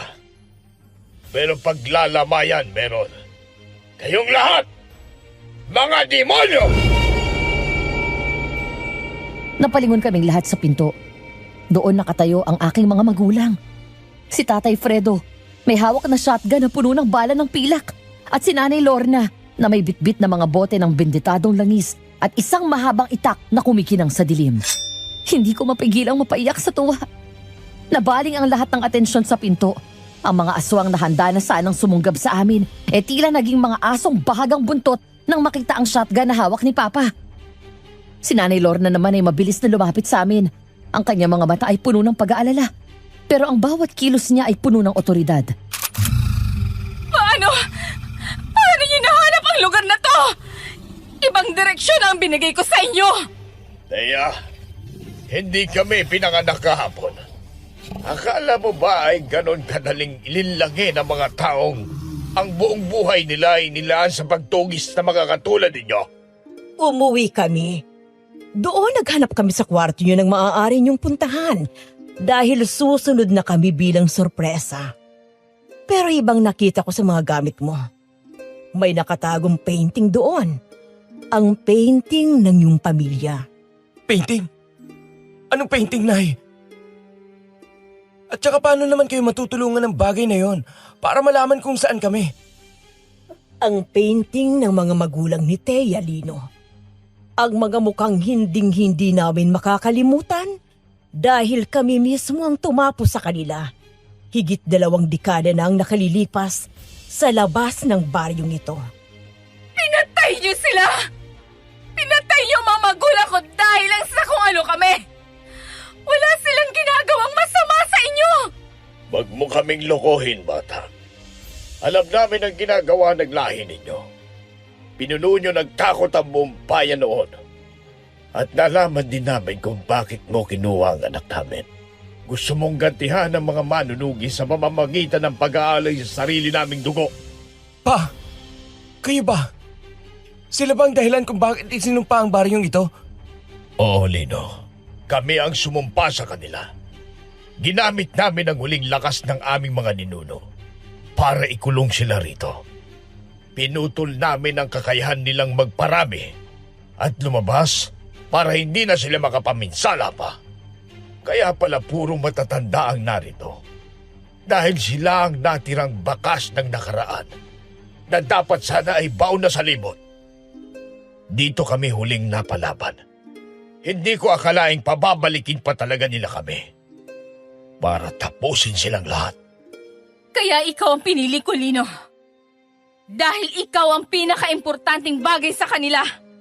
Planado ang lahat ng ito noon pa man. Gusto kong maramdaman nila ang mawala ng anak. Gaya ng naramdaman ko nung itinumba nila ang mga magulang ko. Pero mahal kita, Thea. Minahal kita ng totoo. Ang pagmamahal mo ay isang kasangkapan lang. Isang susi para sa aming kalayaan. Kapag natapos ang kasal na ito, ang sumpa niyo ay mapuputol at ang mga magulang ko ay muling mabubuhay. Hindi mangyayari yan, Thea. Ang mga manunugis ay mananatiling manunugis. Lumipas man ang panahon. Nalipasan man kami ng taon. Ang talim ng aming pilak at ang lakas ng aming pananampalataya ay hindi kailanman nananamlay. Narito kami para iligtas ang anak namin at para siguraduhin dito na kayo mamamatay. Sa loob ng baryong ito. Sugurin sila! Huwag silang hayaang makalabas! Dalawa lang sila! Marami tayo! Jano! Lira! Dito kayo sa likod namin. Lino, hawakan mo itong benditadong langis. Ibuhos mo sa kahit sinong lalapit! Para sa buhay na kinuha nyo, ito ang kabayaran. Hindi namin hahayaang hindi kami makaganti sa inyo, mga hangal! Igaganti ko rin ang mga pinuno. Kaya ang dahilan, bakit sila namatay? Sige! Tingnan natin kung sinong mananalo sa atin! Sumugod si Aling Bernabe kay Nanay Lorna. Pero sa isang mabilis na ikot, nahiwa ni Nanay ang kanyang braso. Ang sugat ay umuusok at naglalabas ng itim na dugo. Si Tatay Fredo naman ay walang tigil sa pagpapaputok ng shotgun. Bawat bala ng pilak na tumatama sa mga aswang ay nagiging sanhi ng kanilang mabilis na pagkaabo. Hindi naging madali ang lahat. Akala namin matatapos na ang paghihirap namin nang lumitaw ang mga magulang ko. Pero ang buong sambahan ay tila nagngit-ngit sa galit. Ang mga anino sa pader ay humahaba at ang bawat aswang na naroon ay hindi basta-basta susuko. Si Mang Teryo, kahit sunog na ang kalahati ng mukha dahil sa pilak na krus, tumayo pa rin. Ang kanyang anyo ay mas lalong naging nakakasulasok. Ang kanyang balat ay tila natutunaw na naging parang putik na itim. Akala niyo ba ay ganun lang kadali ang lahat? Fredo! Lorna! Handa kami mamatay rito! Basta kasama kayo! Subukan mo, Thea. Lino, huwag kayong aalis sa likuran namin. Jano, hawakan mo si Lira. Huwag mong bibitiwan. Oo, Tito. Hindi ko siya iiwan. Bernabe, Teryo, hindi niyo mapuputol ang sumpa sa pamamagitan ng dugo ng anak ko. Huli na, Lorna! Ang seremonya ay nagsimula na. Kahit hindi natapos ang sumpa, ang galit namin ang lalaban sa inyo! Bigla na namang sumugod si Aling Bernabe na makabawi sa natamong hiwa sa braso. Ang bilis niya ay hindi makatao. Sa isang iglap ay nasa tapat na siya ng aking nanay. Itinaas ni nanay ang kanyang itak at sinalagang matatalim na kuko ng aswang. Nagkaroon ng kislap na bakal at kuko na ang nagumpugan. Ma! Mag-ingat kayo! Huwag mo akong intindihin, Lino. Bantayan mo ang mga kaibigan mo. Habang abala ang aking ina kay Aling Bernabe, si Mang Teryo naman ay dahan-dahang gumagapang sa kisame patungo sa pwesto nila Jano. Ang kanyang mga mata ay nanlilisik, nakatitig sa leeg ni Lira na tila isang masarap na putahe. Pinaputokan ng aking ama ang kisame pero mabalis na nakailag si Mang Teryo. Tumalon nito pababa at dinaluhong si tatay. Napuno ang sambahan ng ingay ng bakbakan. Ang mga putok ng shotgun, ang kalansing ng itak, at ang mga ungol na hindi galing sa tao, kundi sa mga halimaw. Jano, kumuha ka ng kahit anong matulis. Hatiin natin ang atensyon nila. Ito, sige Lino. Basta wag nating hayaang malapitan si Lira. Walang makakalis dito ng buhay! Ang baring to ang magiging libingan nyo! Kayo mismo ang ililibing dito! Sumugod si Thea sa akin. Alam kong hindi na siya ang babaeng minahal ko. Ang kanyang mga kamay ay parang naging pakpak ng paniki na may matatalim na dulo. Inilabas ko ang pilak na krus at hinarap siya. Kahit masakit sa loob ko, alam kong kailangan kong lumaban. Hinampas ako ni Thea at tumalsik ako sa gilid ng altar. Ramdam ko ang pagkirot ng aking mga tadyang. Pero bago pa siya makasugod muli, isang bote ng benditadong langis ang ibinato ni nanay sa direksyon ni Thea. Kinuha ko ang liyab ng isang natumbang kandila at inihagi sa isang tela. Lumiyab ang malaking apoy sa pagitan namin ni Thea. Pansamantalang humarang sa kanya. Pero sa kabilang panig, si Mang Teryo ay muling bumabangon. Tila hindi tinatabla ng mga naunang sugat. Ang bakbakan ay lalong tumindi. Ang tatlong pangunahing aswang, sina Thea, Mang Teryo at Aling Bernabe, nagtipon-tipon sa tapat ng pinto. Pilit na hinaharangan ng tanging lagusan palabas. Napagtanto ko na hindi sila basta-basta mamamatay dahil ang kapangyarihan ng altar ay nagbibigay sa kanila ng lakas. Hanggat nakatayo na ang mga kabaong na magulang ni Thea, mananatili silang malakas. Tatay, ang mga kabaong! Kailangan nating sirain ang mga kabaong! Alam ko, Lino. Pero hindi kami makalapit. Masyadong marami ang nakaharang. Kami na po ni Lino. Tumango si Nanay Lorna at lalong pinaigting ang kanyang pag-atake. Sa gitna ng naglalagablab na sambahan at ng mga ungol ng halimaw, kailangan naming gumawa ng paraan. Walang aalis hanggat hindi namin natatapos ang sinimulan ng aming mga magulang. Hindi na kami pwedeng umatras. Habang sina Tatay Fredo at Nanay Lorna ay nakikipagtagisan ng lakas sa mga nagbabagong anyong aswang, naramdaman ko ang bigat ng tungkulin sa aking mga balikat. Hindi na ito tungkol sa pag-ibig na nabulok. Ito'y tungkol sa pagtatapos ng isang masamang kabanata. Agad naming itinulak ang mga kabaong sa naglalagablab na apoy.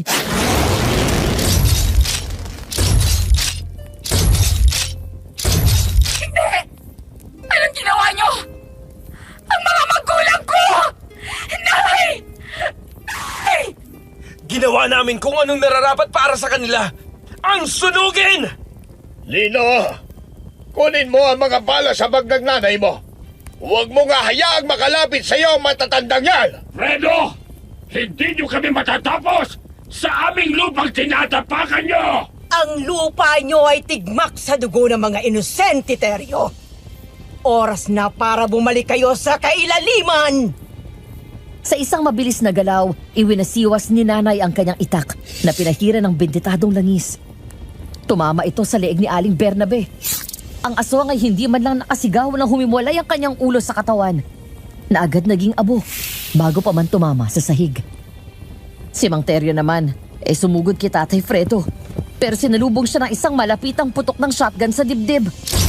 Ang bala ng pilak ay sumabog sa loob ng kanyang katawan na naging sanhi ng kanyang unti-unting pagkatunaw habang bumubuga ng itim na usok.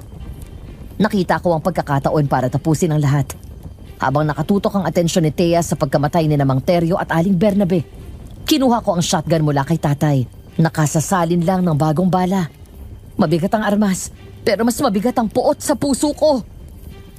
Thea, para to sa panlilin lang na ginawa mo sa akin. Kailangan nang matapos ang lahat ng ito! Ino! Akala mo ba kaya mo akong saktan? Mahal mo ko, di ba? Ang minahal ko ay ang babaeng binuo ng imahinasyon mo.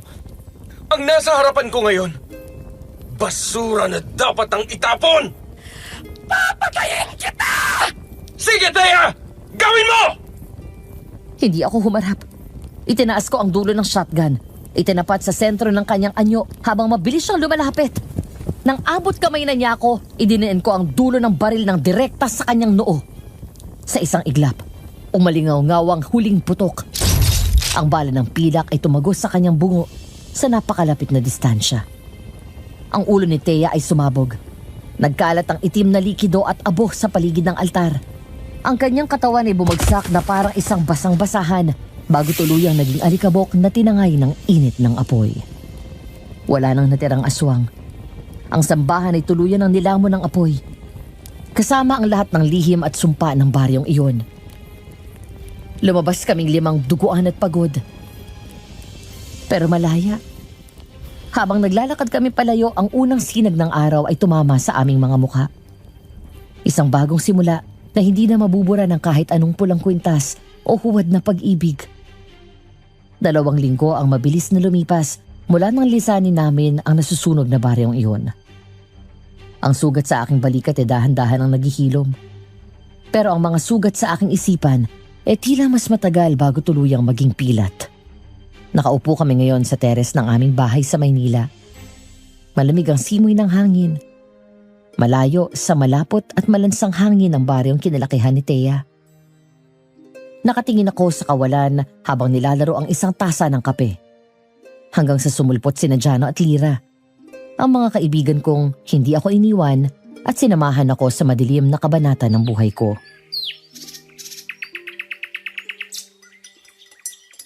Jano, Lira, napadalaw kayo. Ayos na bang mga sugat ninyo? Pasensya na ulit. Hindi ko kayo magawang dalawin dahil binabagabag ako ng konsensya ko. Kasalanan ko lahat ng nangyari. Ano ka ba naman, Lino? Wala na yon. Ang mahalaga, buhay tayong nakabalik dito. Oo nga. Kahit hanggang ngayon, kapag pumipikit ako, nakikita ko pa rin yung mga matang yon. Pero alam kong ligtas na tayo. Patawarin niyo ako. Dahil sa akin, nalagay kayo sa bingit ng kamatayan. Dahil sa pagkabulag ko sa pag-ibig kay Thea, munti ko nang maialay ang buhay ninyo. Hindi ko mapapatawad ang sarili ko kung may nangyaring masama sa inyo doon. Lino, kaibigan mo kami. At ang kaibigan hindi nangiiwan. Kahit pa sa gitna ng mga aswang. Huwag mo nagsisihin sarili mo. Matalino si Thea. Pati kami inalin lang niya noong una. Ang importante ngayon, tapos na. Wala na si Thea. Wala na ang baryong yon. Nakahinga na rin kami ng maluwag nang malamang hindi na sila makakapanakit pa ng iba. Napangiti ako ng bahagya. Ang kanilang pagpapatawad ay tila isang malaking tinik na nabunot sa aking dibdib. Maya-maya pa ay lumabas sina Tatay Fredo at Nani Lorna. Bit-bit ang ilang merienda. Ang kanilang mga mukha ay kampante na. Malayo sa bagsik na ipinakita nila nung gabing yun sa sambahan. Pa, Ma, salamat po. Para saan, anak? Sa lahat. Sa pagliligtas sa amin. At higit sa lahat, sa pagiging laging handa ninyo. Kahit na naging matigas ang ulo ko. Tama kayo. Mula pa noong una. Alam niyo kung anong makakabuti para sa akin. Pero mas pinili kong makinig sa bugso ng damdamin ko. Anak, magulang kami. Kahit gaano ka pa kalayo, ang puso namin ay laging nakabantay sa'yo.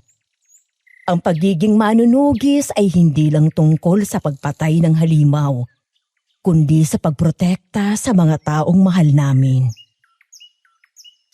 Huwag mo nang isipin yung nagawa mo. Ang karanasan na yan ang humubog sa'yo para mas maging matatag. Sa susunod, alam mo na kung paano kilalanin ang tunay na anyo ng mundong ito. Oo. Hindi ko na makakalimutan yun. Salamat sa pagtitiwala sa akin. Kahit na muntik na akong mawala sa tamang landas. 4 na dekada na ang lumipas at sa tuwing tumitingin ako sa salamin, hindi natakot ang nakikita ko kundi ang mga linyang dala ng panahon at kapayapaan. Malayo na ako sa malansang amoy ng baryong yun. Narito na ako sa ibang bansa. Kapiling ang aking asawa na isang nurse.